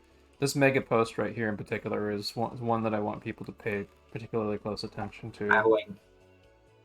So this one this giant mega image right here with a bunch of pointers on breaking down drawing stuff. Oh yeah, here we go. Yeah, the storyboard art site. This is this is also a pay site, by the way. But they have some pretty cool stuff that they've been uploading to YouTube Yeah, lately. It's mentorship like, and also the examples of the students' works. yeah. Yeah. Anyway, these yeah, are I would really- definitely say check that out too. But anyway, we're gonna get back to what we were doing this evening. We're gonna do another set of this. So it's gonna be another 2 sets of 20 minutes, and that'll be done. That'll be it for the evening. So get your drawing utensils ready. We're going to eat. Going to eat art. So I'm going to use a different color now. Use green. We're going to be starting with this lady right here. So, okay, Google, set timer for 20 minutes, 30 seconds. 20 minutes and 30 seconds. Starting now. Also, if you're wondering why I don't get back from the breaks like on time, I use the break timers as more of a suggestion. Because I'm trying to get like some vibes or some information going with people, so they can be on the right footing when we go back to the next set. That is way too fucking big. Drink that. Much better.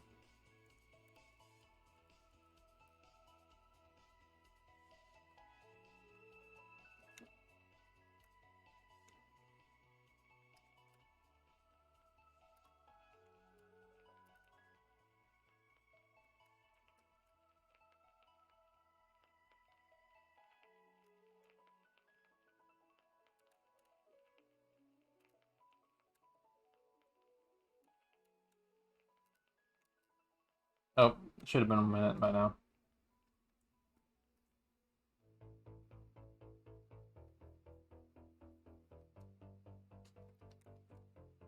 Remember, one thing that can help is like thinking of the figure as like one big kind of A shape.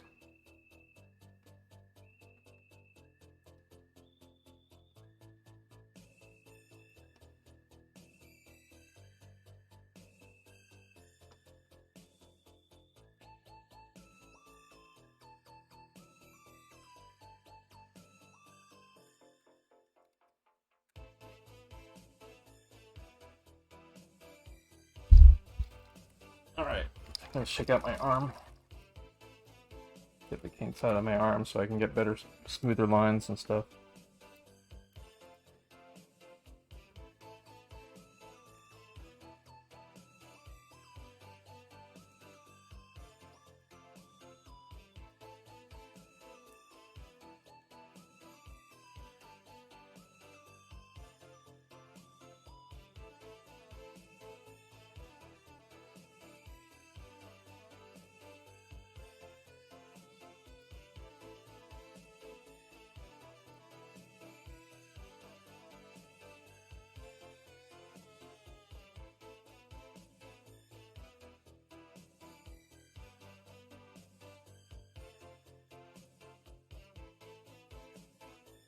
So I wanted to go through Nick's stuff earlier this week, but I just did not have the energy on Thursday. But I definitely want to go through his stuff this week for sure. Let me go back here and see if there's something I can do to triage this kind of screwed up pose I did from memory.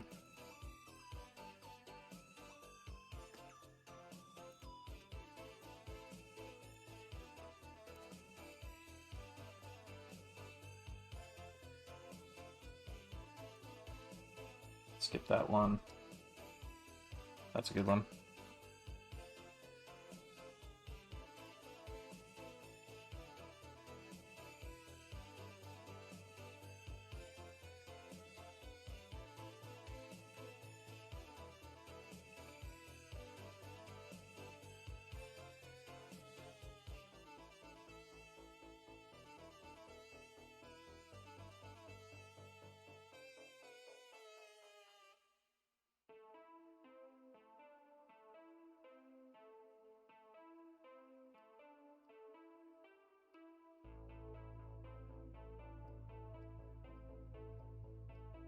Well, mitting the head on this one.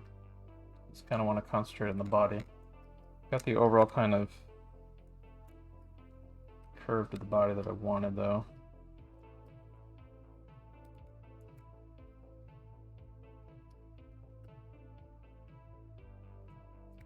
This is a pretty wild one.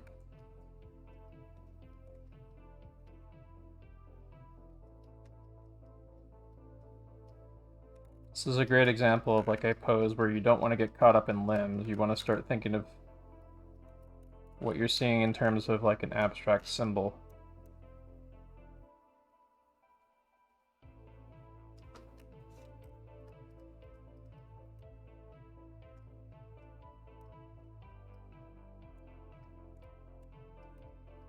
Like this is actually a rapid fire design exercise, believe it or not. You are designing an abstract shape based on the pose that you have in front of you. The abstract shape has to have some of the idea of what you're seeing in it, some of the weight, some of the attitude, some of the action.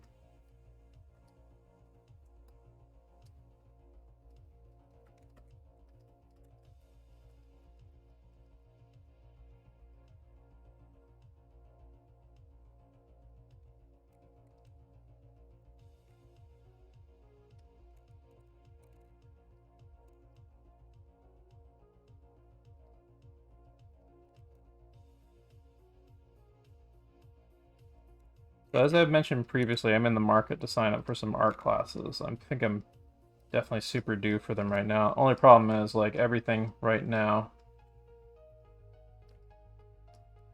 is like on its spring semester.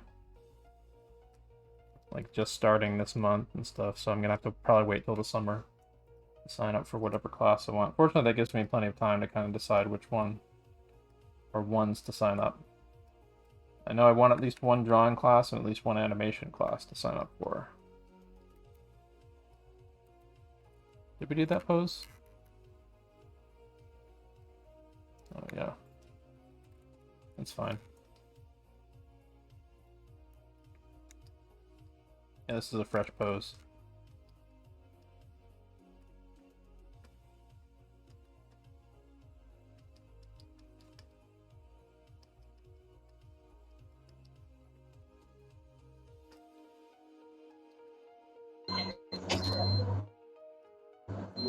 Hi. Hello? I wanted to ask something. Like earlier in this class, we were doing more broader shapes, and now we are doing more specific shapes. Like the arms are more defined. So should we gradually make it more defined? Like earlier, we were taking broad, bigger shapes for abstract pieces, right? Can you repeat that? Your mic is a little crunchy. Abstract Wait, shapes? yeah, bigger shapes. Like the legs in this current piece. The legs will be separating the legs, or Yeah, we'll yeah, take it yeah. as But a one whole big. you can make it if, like for the legs, for example, you make a decision about whether or not you separate the legs or you contain them in a single unit. Like it's about this is not a silhouette exercise, this is an abstraction exercise. Like silhouettes you get a little bit more descriptive Okay. about like the pose. But it kind of dips a little bit into it's okay if it gets kind of silhouette-y, but you kind of want to make it more abstract. Like for example, I made the axe here a little bit more silhouette-y than I probably should. But the idea is you're kind of creating you're trying to create a play space for yourself to play with the pose. When you get to the draw over part. Like let me see if I can make a really extreme example out of this one. Like let's really push her like hips to the side here.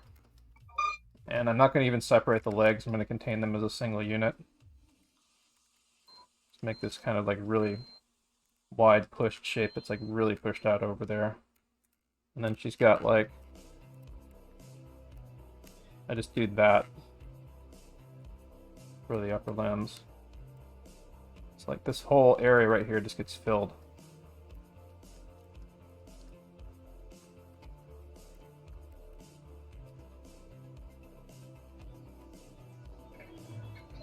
When I draw over her later, should look a little bit like, kind of like how you get like storytelling drawings in Pixar-esque storyboards.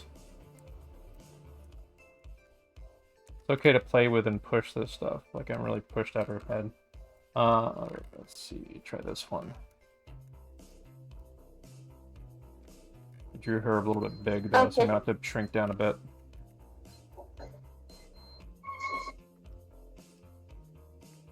Like I said though, like the best way to really see how this technique is done well is to watch people who've done the Alex Wu thing, who've posted to YouTube what they've been doing for it. Some of them get it right, some of them get it a little bit off, but you can kind of get an idea of how they are approaching it. And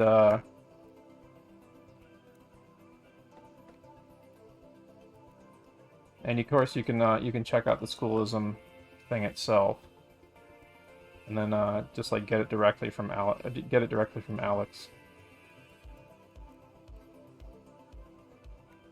I'm drawing way too big again. It's a habit I've really got to break.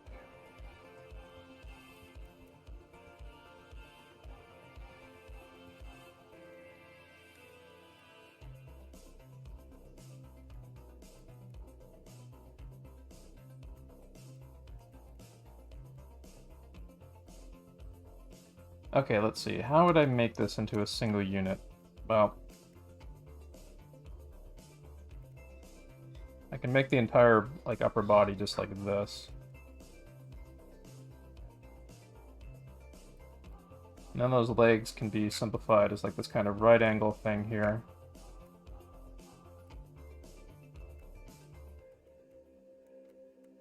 And maybe I can fill all that in, just make it like one big block.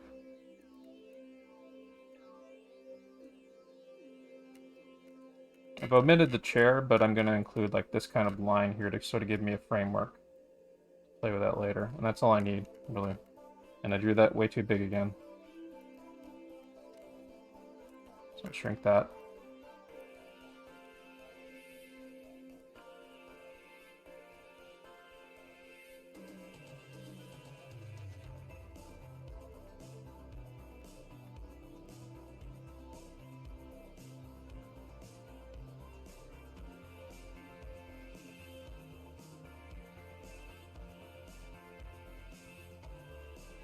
Still drawing way too... Why am I keep making this bad habit?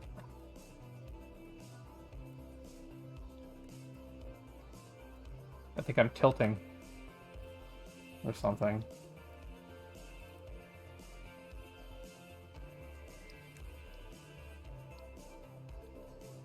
Okay.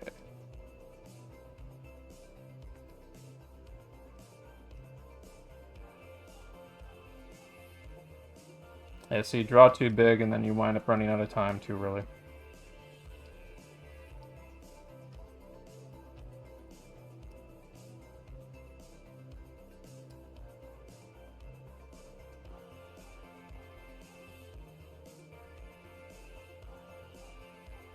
There we go. This is definitely starting to feel more in the ballpark of the kind of abstraction I should be doing.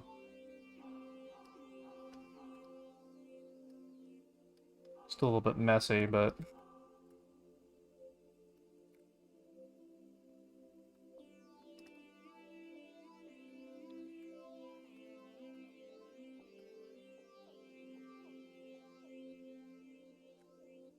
let's go back and strengthen this up a little bit.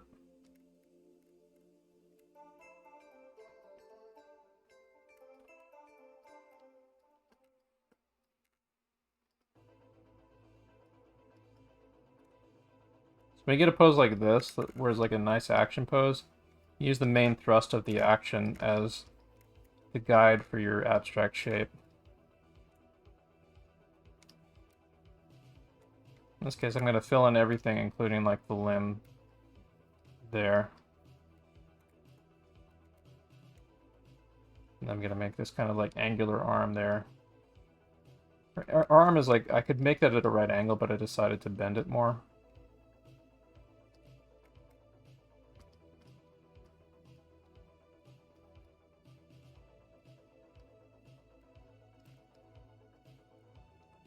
And I've kind of done like a little bit of an animation smear on her foot, which would be fun to play with when I get to it.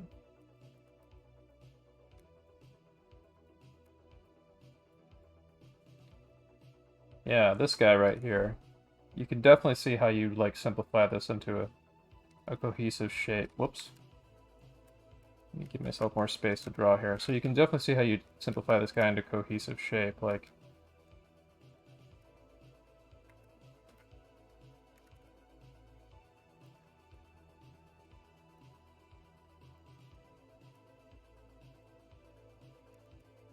that.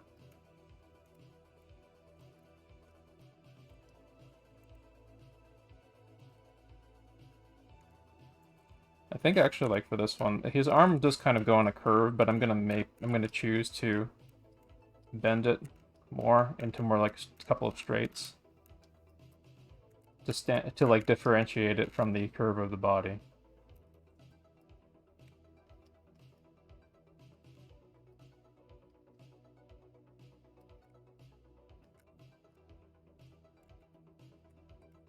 Now let's fill that in.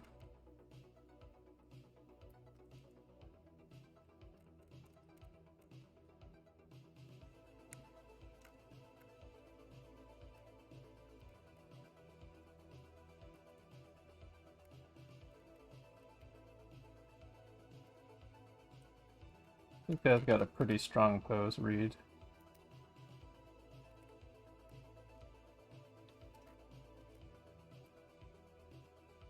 Might want to zoom back a bit for this one.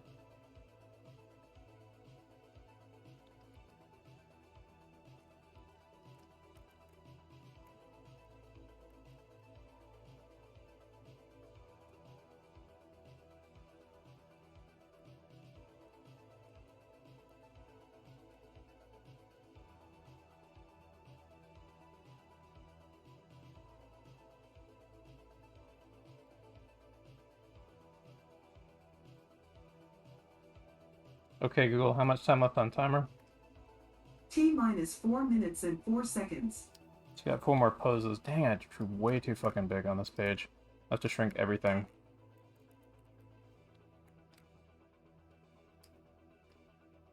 But that's okay. Only got 4 more poses.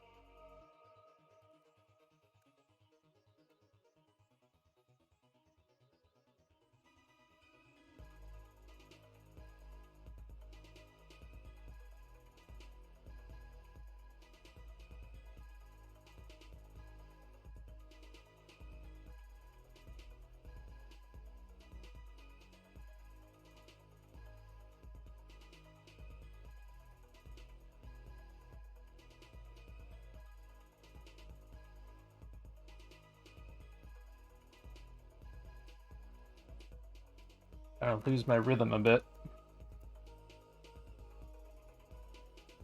I think doing things with the wrong size kind of threw me off a bit there. But there's enough for me to work with in these. Like, even if you don't get it quite right, like, as long as you create yourself enough play space to play with it during the draw over phase, then you're good. I think we got about 2 more poses here. Oh, we've done this one previously. Let's skip that one. Whoops, sorry folks. There we go. Let's rewind that.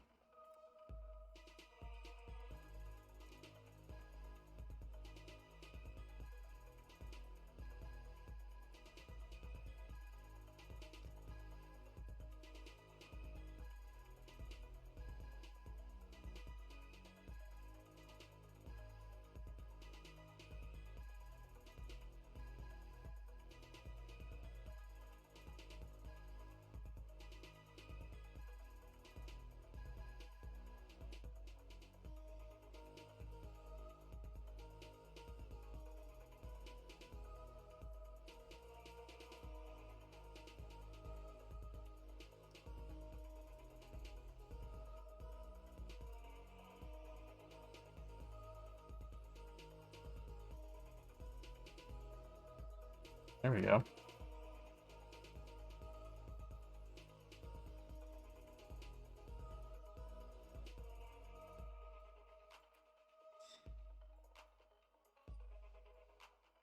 That's a hell of a tough pose. It's a double pose. I'm gonna let us double up on this one.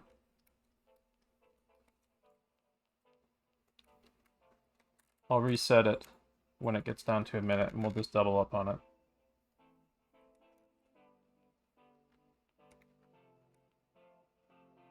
Because it's 2 figures. So twice the time.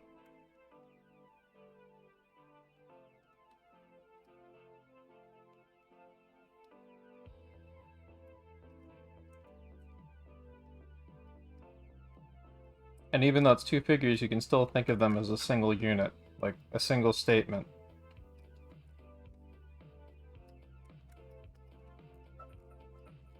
Okay, Google, stop. Resetting this. We have a little bit of extra time to do this pose. It'll be a fun pose to end the session on.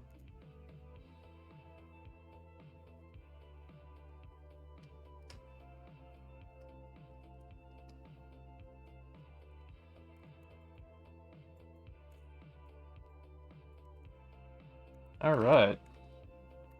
Good shit. Let's rewind. Here's our starting point. Our starting point is this lady. Pause here. Okay, Google, set timer for 7 minutes. 7 minutes. And we're starting now. Okay, Google, add 3 minutes to timer.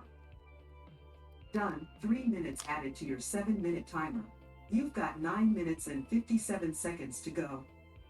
So we got a nice long break, nice long 10-minute break. And we'll be doing our final set of the evening. Is that the gesture program on QBrush? Yes, it is. So, because I didn't get too much drawing practice in yesterday, I'm feeling pretty rusty today. But even when you're rusty, you gotta put it in the mileage. And because I'm trying to do this while I feel rusty today, I'll be in better shape tomorrow. But since I took kind of a lazy day yesterday, well, not too lazy, I was typing a cover letter for a job application and some other things. I'm thinking of tomorrow before or after, or maybe like in the latter half of the storyboarding class. We'll do some figure drawing sets of some kind, or actually we might do some draw over studies of figures from film, because that might be really fun. Like, I kind of feel like I haven't done draw over studies in a while, and that might be a good way for me to recalibrate myself a bit.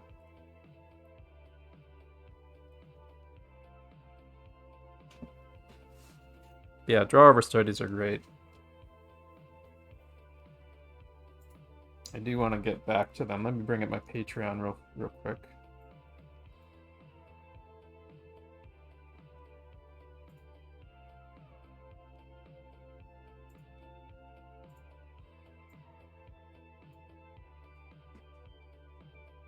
Let's see, where's some draw over studies that we did for some of my classes? These are not draw over studies, but this was fun. I really enjoyed this. I'm looking forward to getting back into anatomy at some point. Because doing studies like these was hella fun. Here's some drawovers.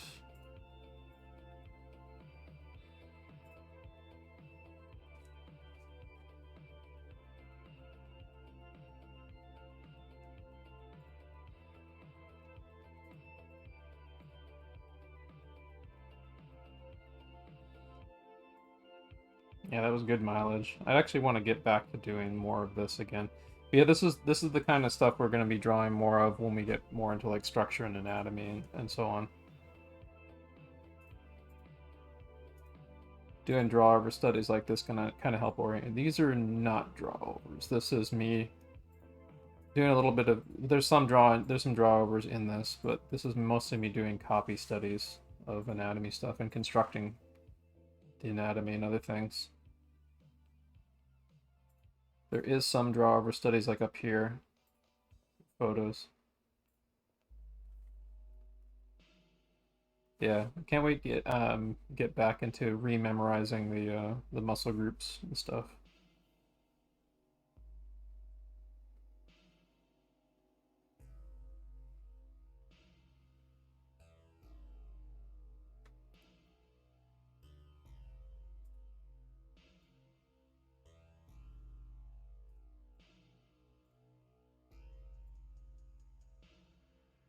Oh yeah, this was hella fun.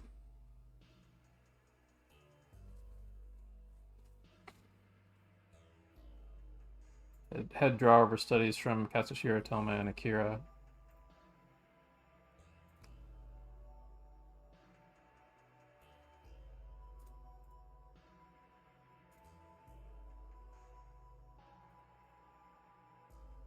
We definitely got to do more of those for oh, here's some warm-ups. There's a I did some light Bridgman studies when I was out of drawing shape. Some figure invention warm-ups thingies.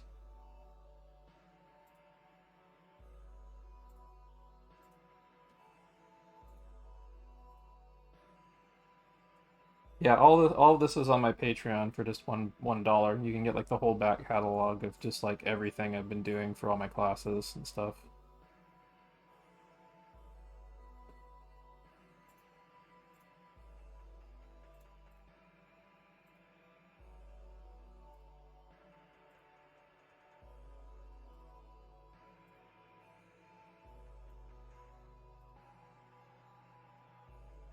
Yeah.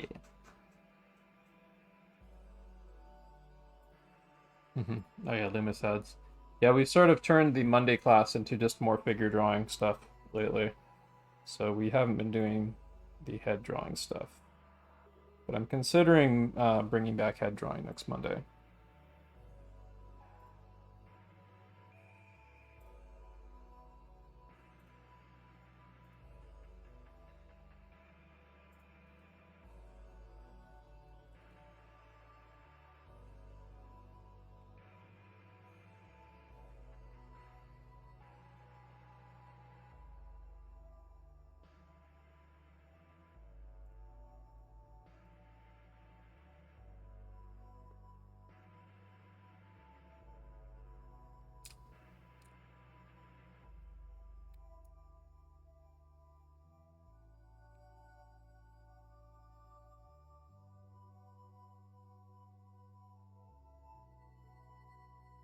How do you approach drawovers? Well, it depends what you're trying to study. If like you're trying to break them down by shape, or if you're trying to break them down by like line of action, or you're trying to do anatomy studies and drawovers and stuff.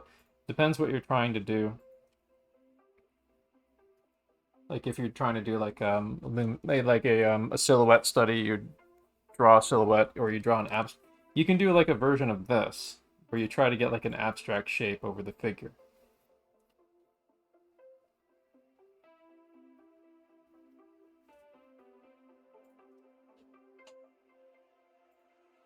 Okay, Google, how much time left on timer? You've got 3 minutes and 8 seconds left. Cool. Let's take a look at what people are doing in the Magma Studio. Here, let me bring up the link. Looks like we only got 2 people in this time. One person looked like they were gonna participate, but I guess they had to pop out or something.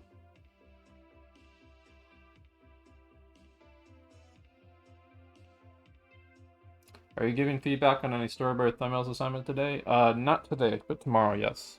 Although I might, if I do, it'll probably be in chat, in text chat. Cool. We got 2 participants that have submitted their homework. Just make sure you have it uploaded here before tomorrow. You can actually upload it like earlier versions if you're not quite done with it.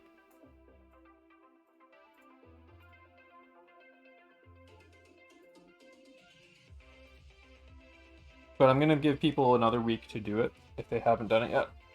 But the people who did, I'll be giving them feedback, and then they can take my feedback and revise it, punch it up a bit. And then in addition to that, this next week we will be doing a lot of film studies. Film study breakdowns are going to be a regular thing that we're going to be doing a lot of for the next several weeks. It'll be hella fun. Film studies are really fun to do when you get into them.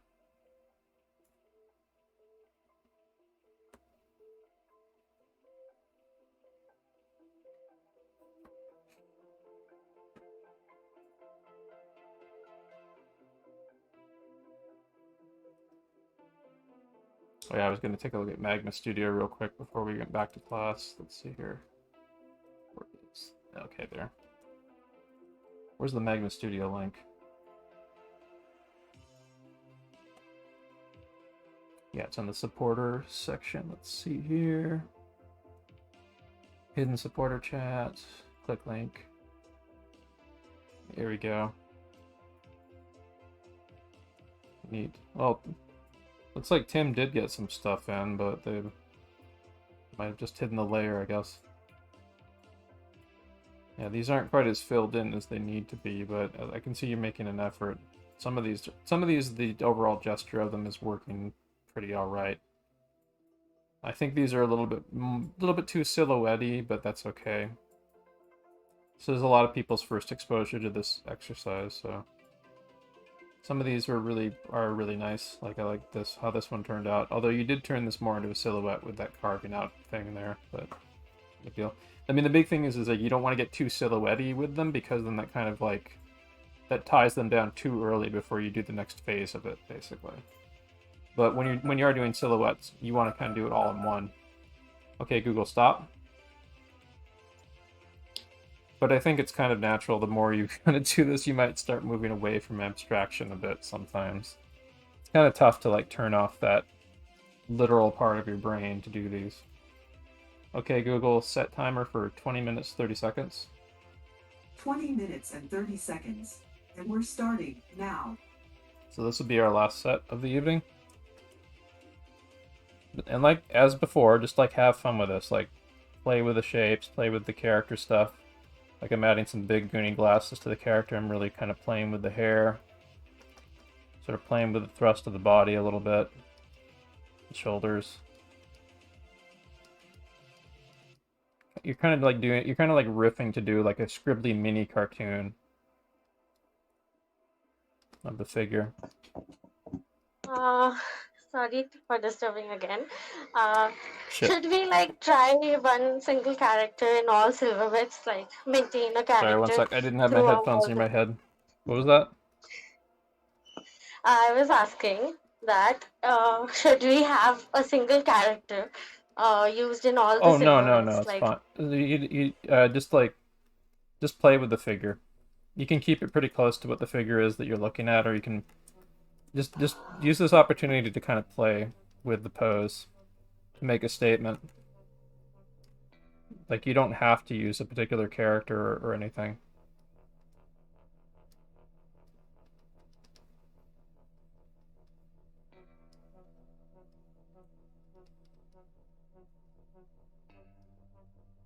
I got the lean of the hips a little bit off there, but that's okay. I'm just going to play with what I got.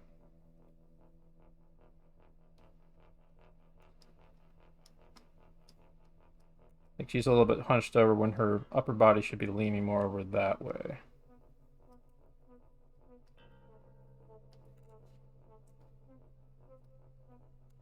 Yeah, I'm also live on Discord as well. Like, so people can interact with me in real time who are in the class too.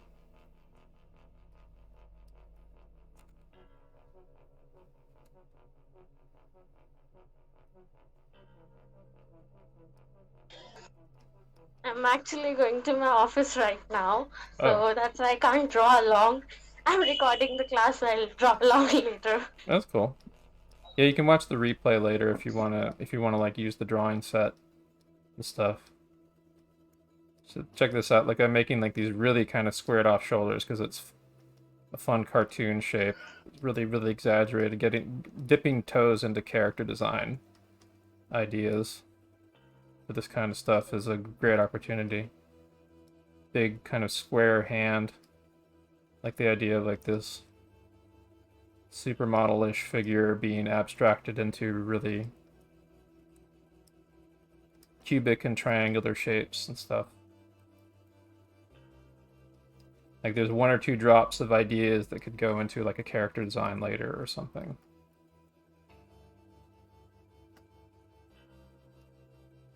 Yeah, we skipped these dudes.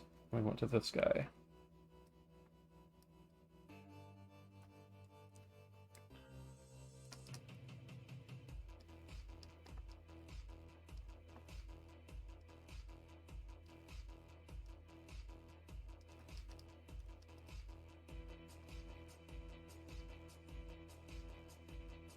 Case of this guy, I'm kind of playing with his clothes a little bit. I've been just kind of roughing in, sort of like exaggerating his clothes being pulled back by the wind.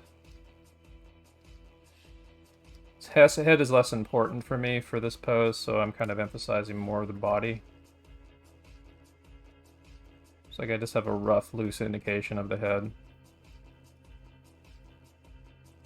But it's there to kind of like get some more forward thrust in. That's all I needed for, really.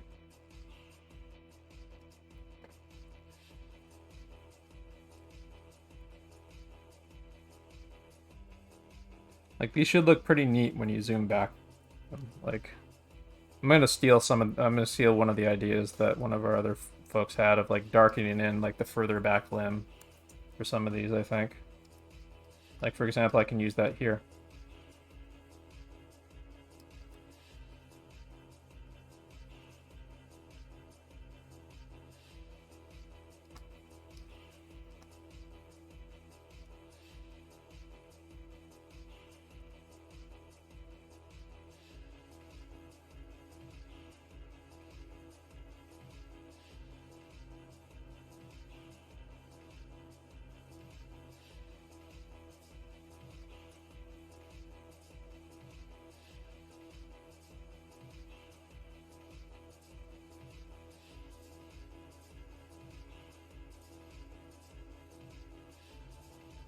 I'm gonna maybe try to strategize about how I can start integrating some more like structure figure drawing into these. Like we've been concentrating on Just for the last few weeks, but I'm starting to think, maybe I should try to fit in a little bit of structure and a little bit more anatomy here and there.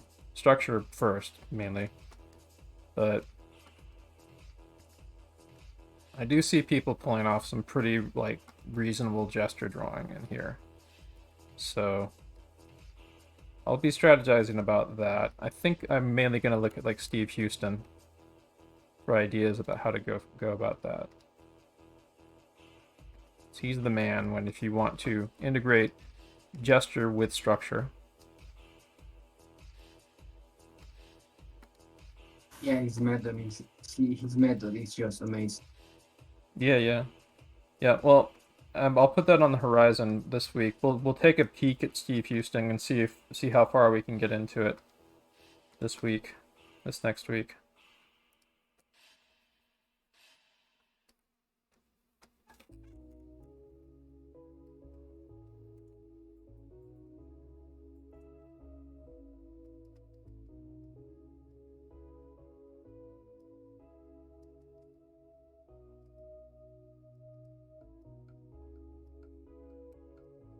I wish CD Projekt Red the best, but jeez, man, they really botched the game, didn't they? Got this because of the Cyberpunk fan art here.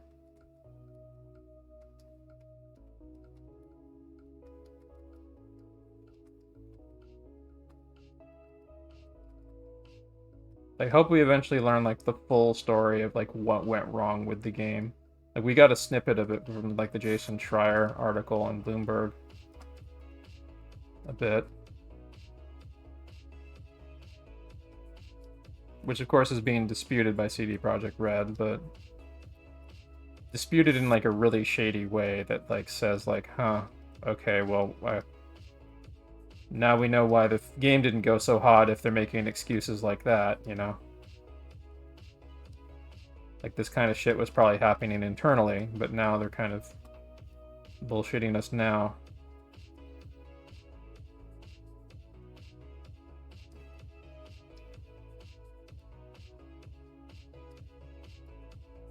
I was going to add that it's amazing how you can go to character design and outfits with this method. What's that? Really easy to. And it's like really easy to think about the character's outfit or the pose, outfit or costume with this method. Yeah, yeah. Really natural. Yeah, you can include it. Make it part of the design. It's part of the overall shape and stuff. Because when you get really fluent with this method, then like you start making a lot smarter design decisions and stuff. I'd need several more cracks at this to really start getting the good rhythm going like I used to have when I was regularly doing stuff like this in life drawing classes. But that's why I'm doing it with all you guys. So I can start building. I'm starting to build that momentum up again. But it's not going to happen overnight. It's going to take a lot of trial and error. And like these aren't half bad. I mean, like if you zoom out from them, you can tell what's happening in them. And that's the main thing you want to get out of doing this.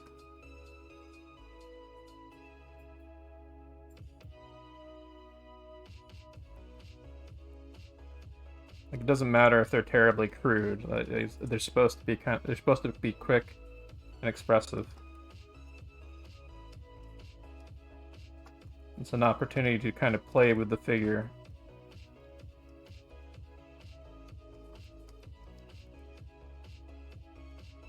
Yeah, I'm thinking about like the Steve Houston stuff because like I feel like we kind of need something to counterbalance this. So this is like great. This is a great way to loosen up, but I think that if we keep going too far into this without something to counterbalance or anchor it, we're gonna get like way too loosey-goosey, you know? So I want to see about looking into Steve Houston to kind of like give us potentially some kind of an anchor point to practice in addition to this throughout the week.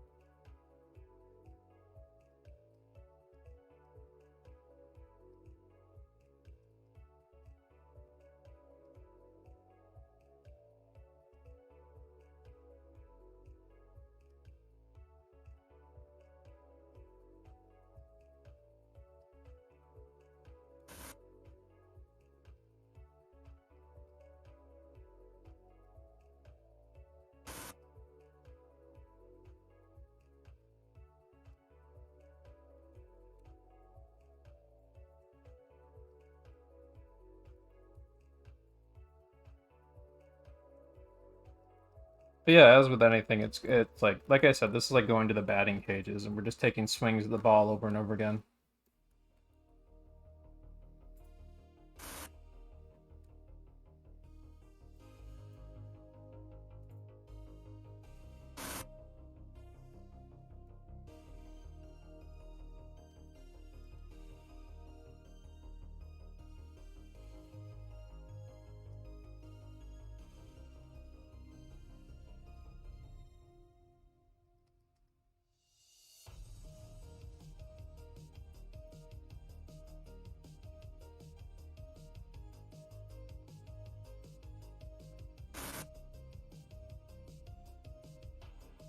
Do you think you're gonna keep the schedule like this the whole year?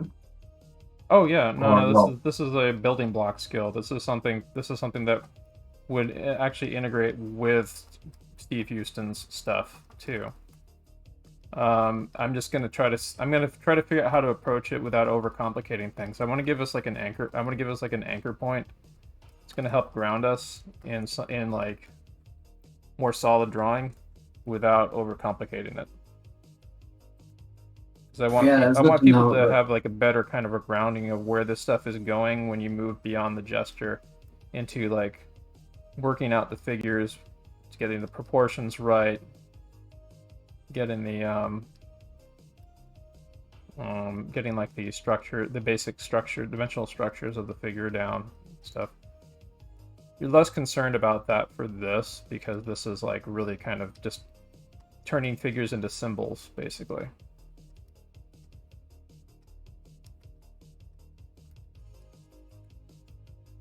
Right, but my question was more towards like the class schedules and the meetups and everything. If you are like trying to get that for a long time, maybe like the schedule like this, Yeah. and you have it. All right, thank you. These are for us, or It takes a maybe. lot. I mean, it takes a lot of practice to kind of work yourself up to this kind of stuff too, mind you. Yeah. I'm not even like completely worked up to it yet. It's gonna take me some weeks of doing this. Fortunately, like we're gonna be continually changing the exercises that we do, and this stuff builds on itself. So like stuff that we practiced here builds into what we're doing next week with the silhouettes. So like even if you haven't completely mastered the silhouettes this week, like get enough practice of them in will prepare you for next week. And you'll be exercising more of the same kind of observation skills when doing silhouette drawings.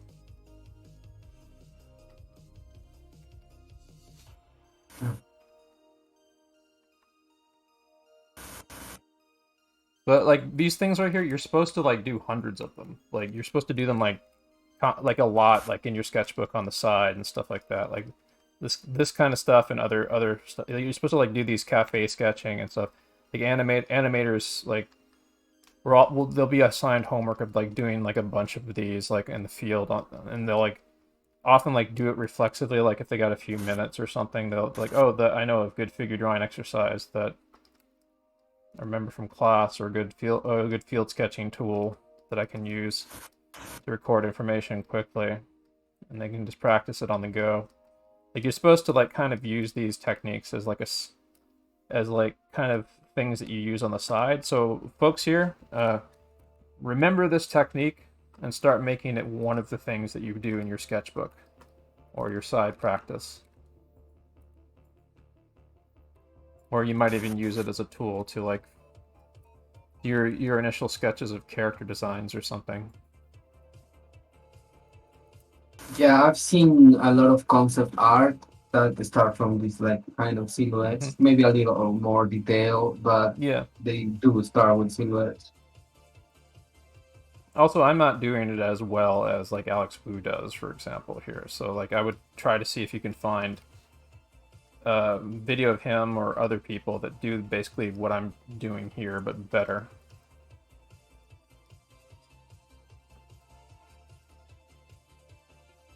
Like he's able to get like way more abstract than me, and but I mean everyone does this at their own pace and their own degree and stuff, and you are free to play.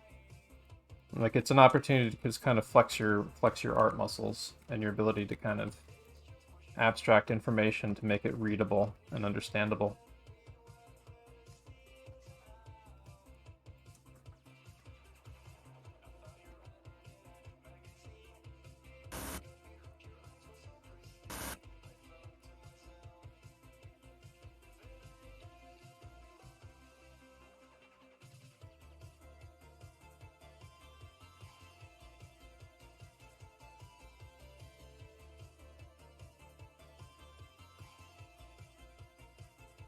But if you consider an exercise like this an opportunity to play, it becomes pretty liberating, and it can be a way to loosen up if you're starting to really stiffen up.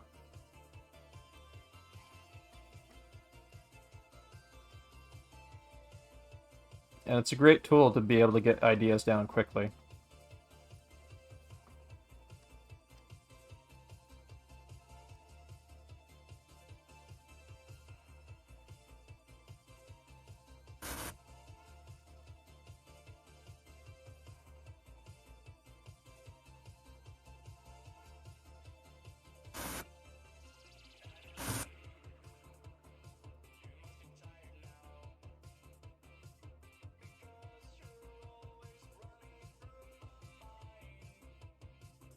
If you start developing a sense of how to play with the figure, and not worry too much about whether it's good or bad, if you start feeling like the endorphins flowing and you're having fun, it doesn't matter if the figure is not anatomically perfect or something. You're getting into a flow state to be able to express and say something. There's going to be times to like slow down and like pay attention to anatomy and form and stuff. But if you're trying to like record a statement that says something, you want to kind of get into kind of an endorphin flow state, and you don't want to worry too much about like getting accurate anatomical information. You want something that says something, and you want it down quickly.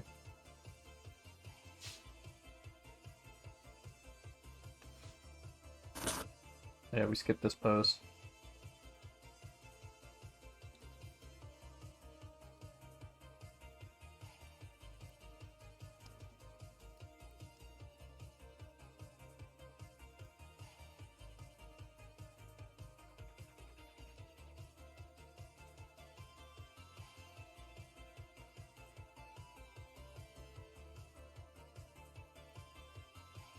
Another thing I think I might be trying to do in the future is like I'm gonna maybe try to get a bunch of reference images that I can have alongside while we're doing this stuff that will encourage people to push themselves more. So I think having a bunch of really good inspiring art nearby that kind of gives you some cues to play with of what you can play with might be really helpful for myself and for everyone here for that matter. So I'll try to be on the lookout for stuff like that this next week, for sure. Stuff with really strong silhouettes and other things. Yeah, like, here's a good example right here of me, like, I have like a cute, coy little facial expression. I've kind of just had a little bit of fun with the figure and stuff.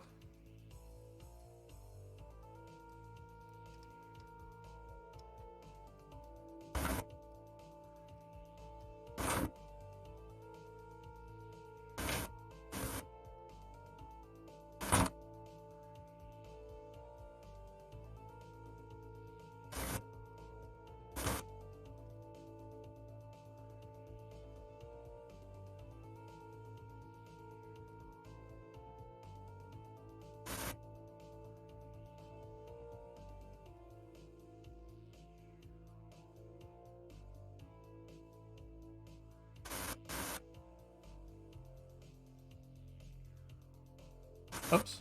Yeah, we doubled up on this one. So we get another minute to do this, because it's 2 figures. This is our final pose.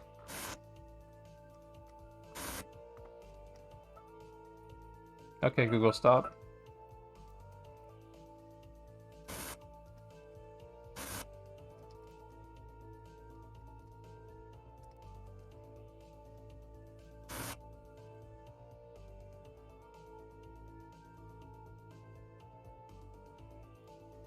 So let's take in more of a peek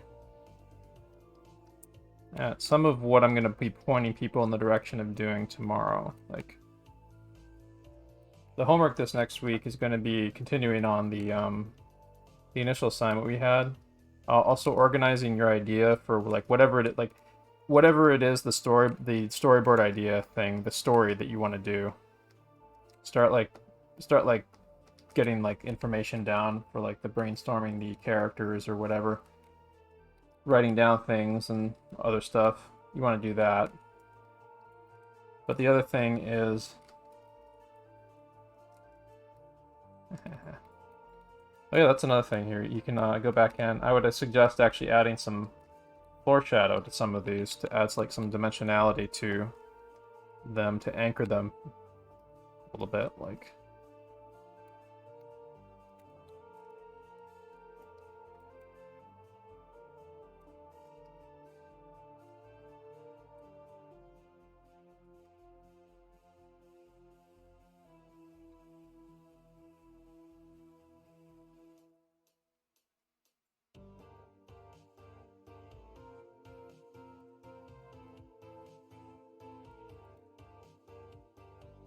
Yeah, that turned out really fun. I mean, I was off my game tonight, but like, zoomed back, you can see that even though I'm off my game, like, there's, like, still fun stuff that came through, and, like, I definitely got a lot out of this. sometimes you're doing better than you realize. And it doesn't really occur to you until you actually take a step back.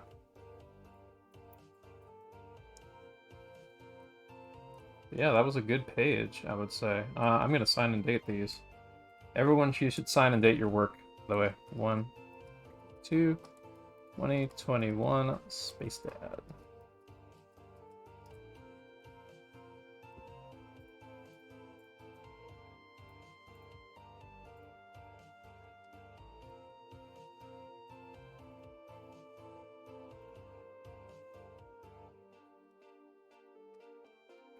Two, 21, Spacedad.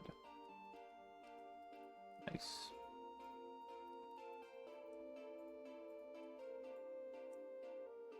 Got some scribbly warm-ups. I don't think I'll sign these. Those 2 pages. Definitely. I got some of the warm-up invention figures I was doing.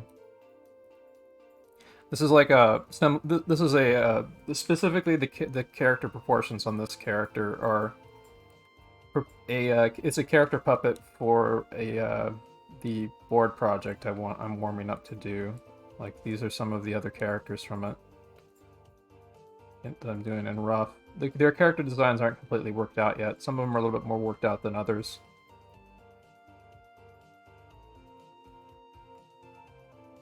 And here's like me writing down some themes that I want to play with the story when I get into it. Some other crude, quick sketches of the characters.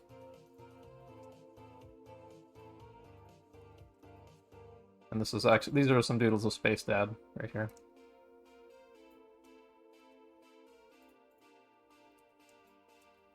So yeah, we got a good session in tonight.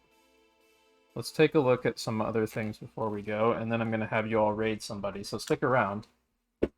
First off, I'm going to take a look at what people have been doing in Magna Studio. Where's that link again? So there it is, and then hidden supporter, and then here we go. Yeah. Oops. Oops. Yeah, it's not letting me do it because I have multiple windows open. There it is. I want to upgrade to the Pro version, and then when I do that, I can open more than 2 instances of it. Yeah, here we go. There's some neat little sketches. Stuff. Let's check out what people did in Discord.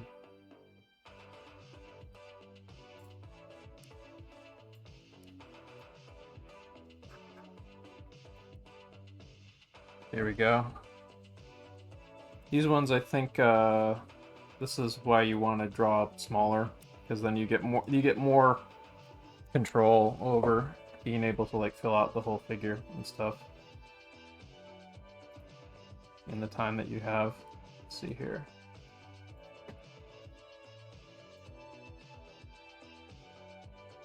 A little kind of flimsy with some of the draw over stuff, but the initial abstract shapes are looking pretty alright. I would kind of some of these are issues that would probably be resolved by like some of what we're going to be doing with some of the silhouette drawing this next week. So a lot of stuff involving like tension and tension points and looking for weight and like emphasizing like the lean and the, like for example this pose up here. It can be much more of an emphasis at the tilt of the hips and the sway of the body and how the character's kind of propped up there. Like compare that to like what I did for like mine is still pretty crude, but like you can see like I emphasize like how she's like putting her weight on the axe. So there's this kind of like counterbalance sort of thing going on there. She's leaning over to it, so her weight is actually going on it. There's her hips are thrust over to the right, and I pushed her expression more and had her like eye direction go off over this way a little bit more to look more coy, playing with like the bow in her hair and stuff. Like you want to really like play with and emphasize what the pose is doing. Like if the hips are thrusting, then really thrust the hips and stuff. You want to convey the meaning of the pose. You want to convey the weight and the acting on the action. And don't worry, it takes time to kind of get comfortable with it, because like this is kind of, there's a lot of information going on screen with these poses and stuff. So it's going to take a lot more cracks at like a technique like this to really let it to really like start keying into that stuff. But so that was a good try, and I do see like some stuff starting to come in there. But I would say push things and try to get more confident and get more aggressive with it and stuff. Same thing here too. Like I was same notes here. Some of these have some promise in them, I would say. Like I think that we're starting to get somewhere with that overall sweep through the body there, and there's like bits and pieces of like the line of action in here that, and like this one I'd say is more moving in the direction of what I was talking about with that pose for sure. But yeah. I can't upload an image. Can you give a quick critique if I demonstrate my screen? Whose? Tim. Oh, do you have your stuff on, where is it? I can't upload it. Okay. It isn't uploading. Let's see, these are really screedly. You want cleaner shapes if you can. I think your drawovers, some of them are the drawover's working a little bit better up here. This one, there's parts of it that are working okay, but then like it gets kind of ambiguous over here. You want to get like an overall kind of statement to them. Like these are kind of lacking in confidence. Like you want to really, really push much more kind of like, you want to like push, like you want to make much more of a strong, decisive statement. That's what I'm trying to exercise and push in mind as I get better at this technique, as I practice this technique more. It's like when you're making a statement, you want to really say it, you know. But it'll take practice. It'll take practice. So just keep aiming for that. Thank you. So like, do I just use bolder strokes or something like that? Yes, more confident lines, more confident strokes. Look for ways to abstract and simplify. Like try to make things into abstract symbol-y shapes. Like let me see if I can find some good example. Abstract figure drawing. There might be some good examples somewhere in here.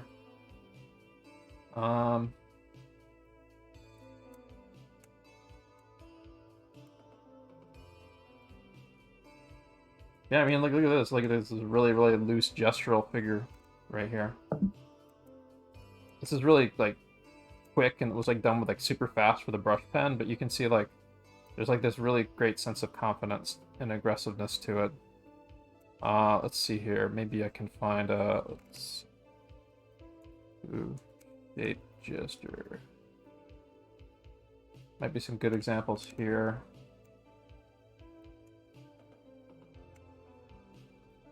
Yeah, like this kind of stuff. Like this kind of stuff that's on my screen right now.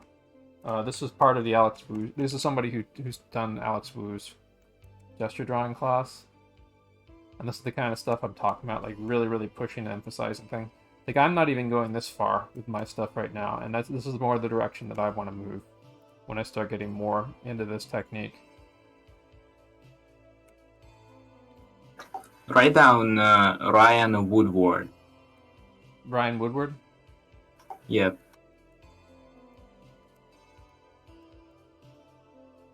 Oh yeah, this guy. Yeah, this is a abstract charcoal gesture drawings of figure quick sketch. He's the one who did this thing, this animation. This is a rotoscoped animation, but it's a remarkably, like, really well done. Like, you have to be an expert at figure drawing rotoscope things. Like, he actually paid dancers to act this out and stuff.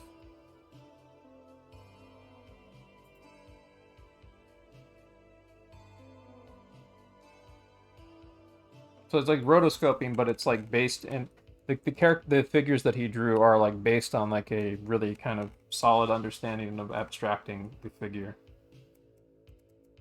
I would actually honestly say that this would be a good thing to study. So. Like making an animatic out of your gesture drawing. Yeah. I would say that definitely folks should take a look at this. This is not pushing things as much in the storytelling department. As like more cartoony things, but there are points. Look at this. Like, look at this freeze frame right here, where it gets like really abstract and gestural, like this. Like, this is kind of more. Oh yeah, that's really great. That's really great. I forgot about this part.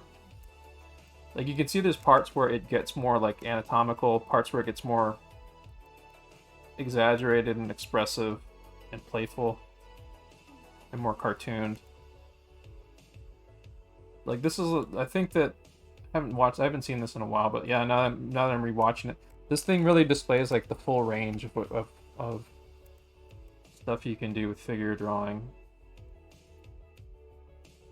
And this kind of this quick sketch model, these figure quick sketch models that he used for this technique here is actually essentially what we're going to be moving towards after we move out of pure gesture. So this is in like the ballpark of like Steve Houston type stuff.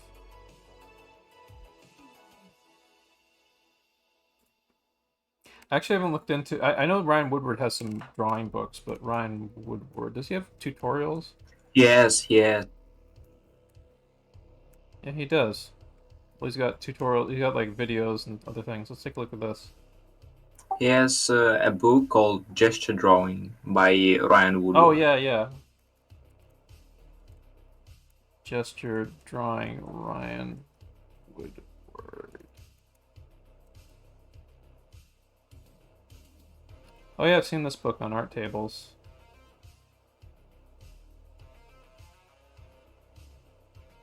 Let me just check something real quick.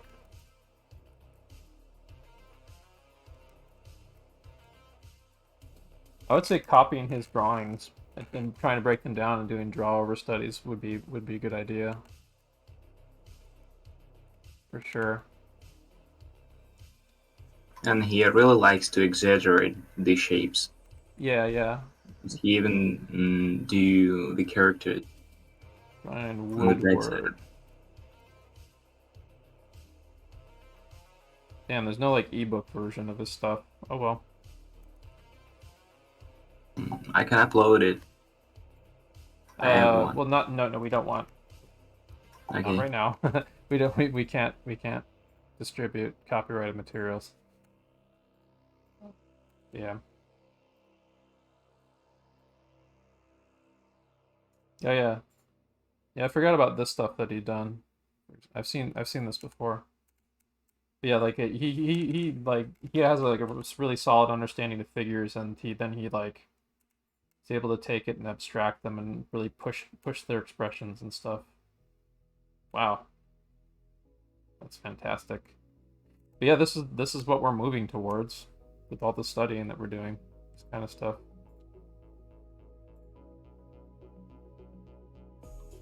It's going to take years to like get to his level of mastery, of course, but I mean, like, anyone can get there.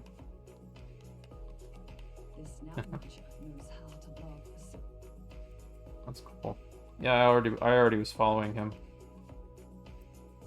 on Twitter. Ooh. Animation analysis, smears. Lovely.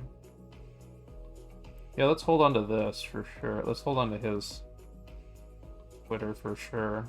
It's really awesome. Ooh.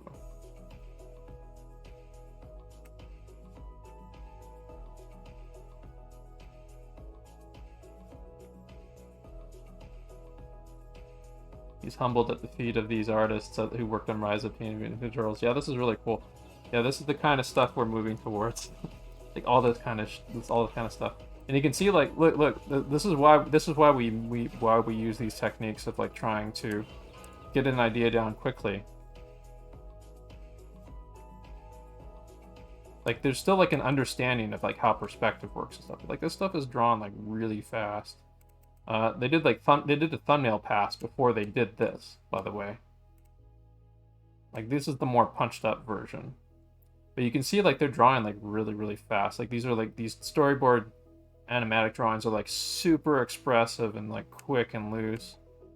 And really abstract figures.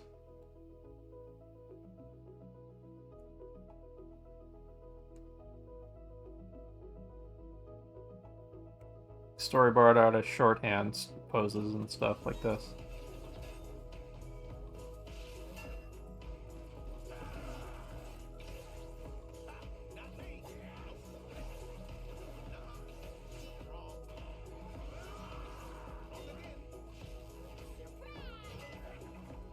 This is also, the stuff like this is why I'm also considering enrolling in a storyboarding class, particularly if it's taught by like someone who's in this vein.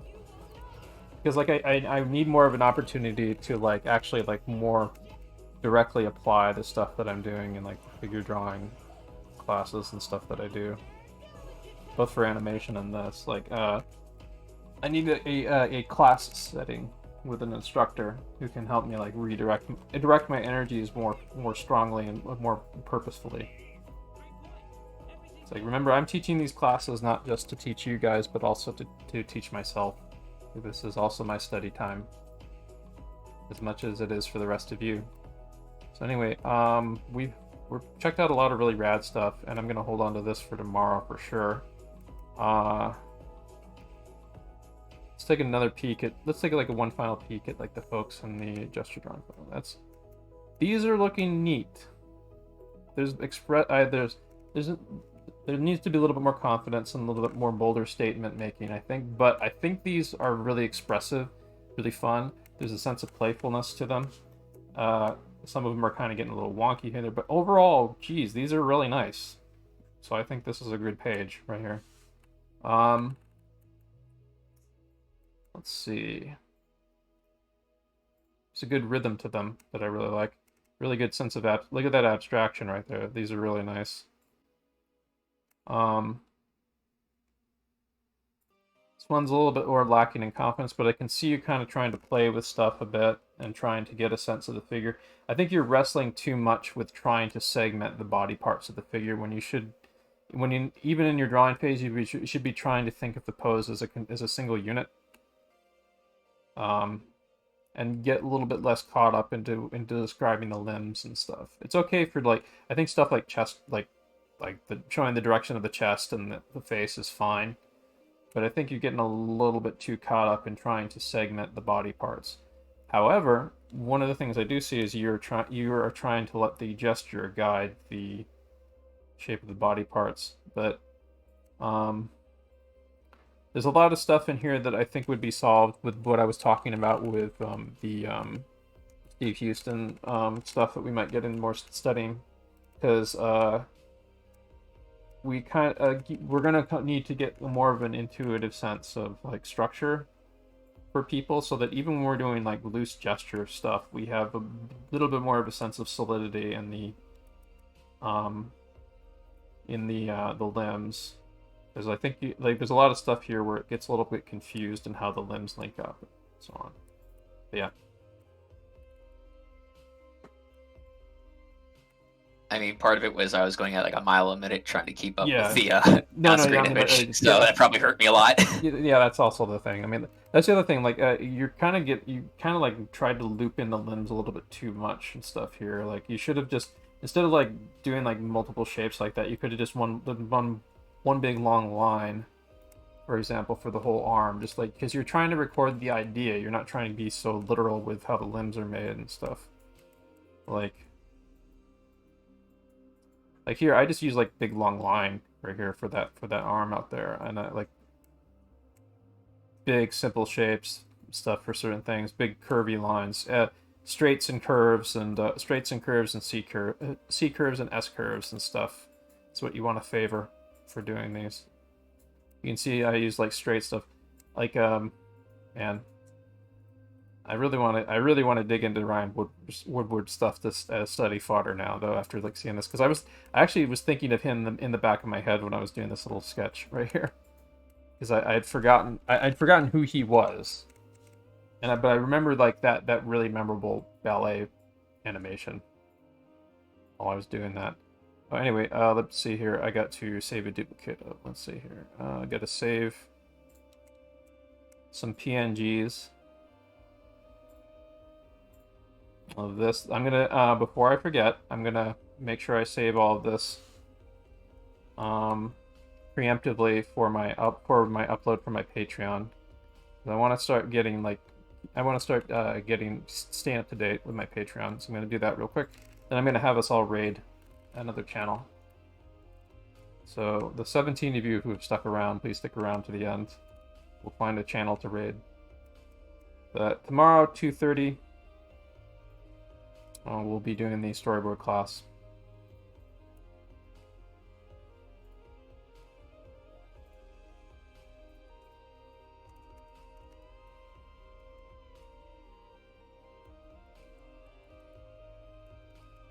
Yeah, the Rise of Teenage Mutant Ninja Turtles series, which was amazing, unfortunately has just ended recently. But yeah, it's pretty great.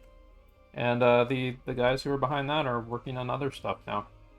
And Flying Bark Studios is the folks behind that. Let's see, I don't think I need to make a... Do I need to make a... Let's do a PNG of that. I'll be uploading this later tonight. But I'm just making this preemptively now.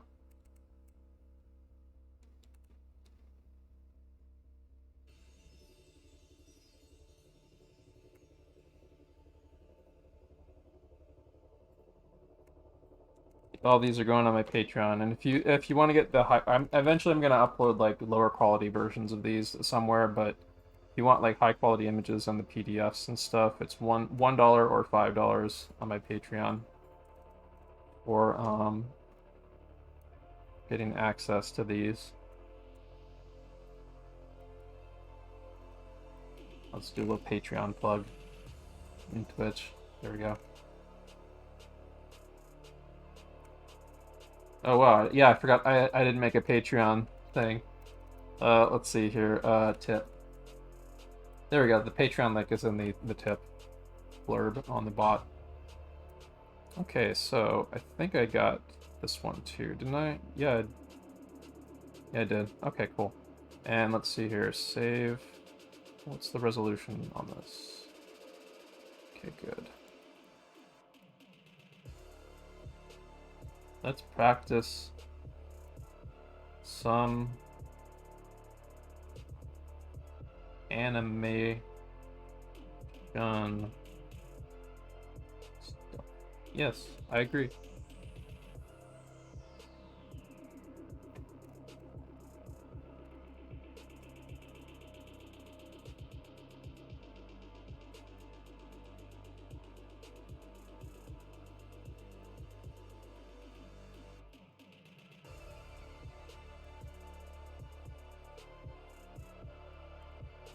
Yeah, that's going to be part of what we have. What the assignment is this next week. We're going to be doing storyboard studies of existing films and stuff, like what we saw on iCager's Twitter here.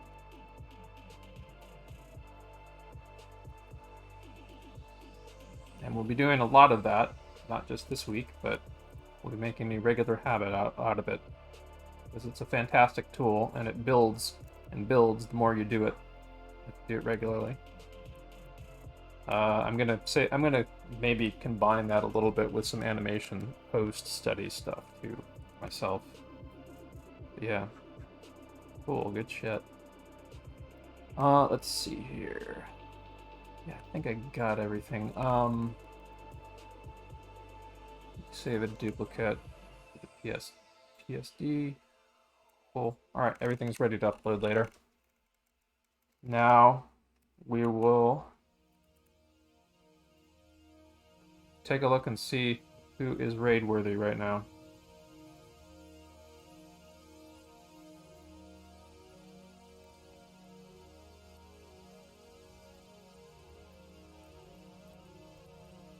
take us a peek on Twitch. First, I'm going to see if Nick is active right now.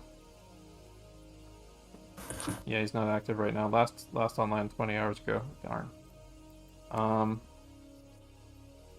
See if there's an artist that is on there right now that's rating. Preferably someone that I know.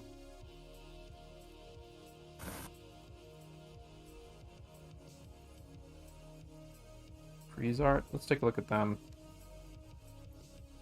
Oh, that's neat. Maybe them. I don't know them, but it's cool shit. Ooh, Rackhead draws. I think... Let's see here. I've run across this guy previously, so we might raid him. Click the bar. Darn. I've seen some other good stuff by him. Let's see here. Draws. Let's see if I can find him on Twitter or whatever.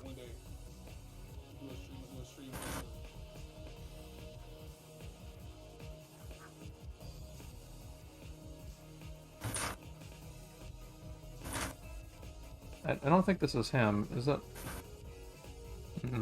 Yeah, I don't think this is him. Yeah, that was a different artist. Oh well. Well, let's see if we can find someone else then. Yo, Clobud, what's up, man? Thank you so much for the session. I'm gonna head out. Yeah. Have a great night. What's up, man? Yeah, that was not the same artist. Let's see here.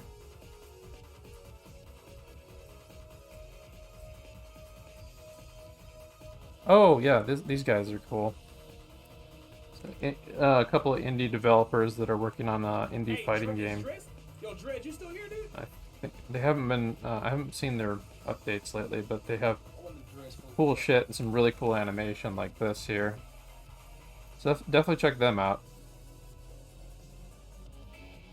Oh, yo, Dred. Dude, do you have Fight K 2 set Yeah. up yet? Okay. Yeah, we'll raid these guys.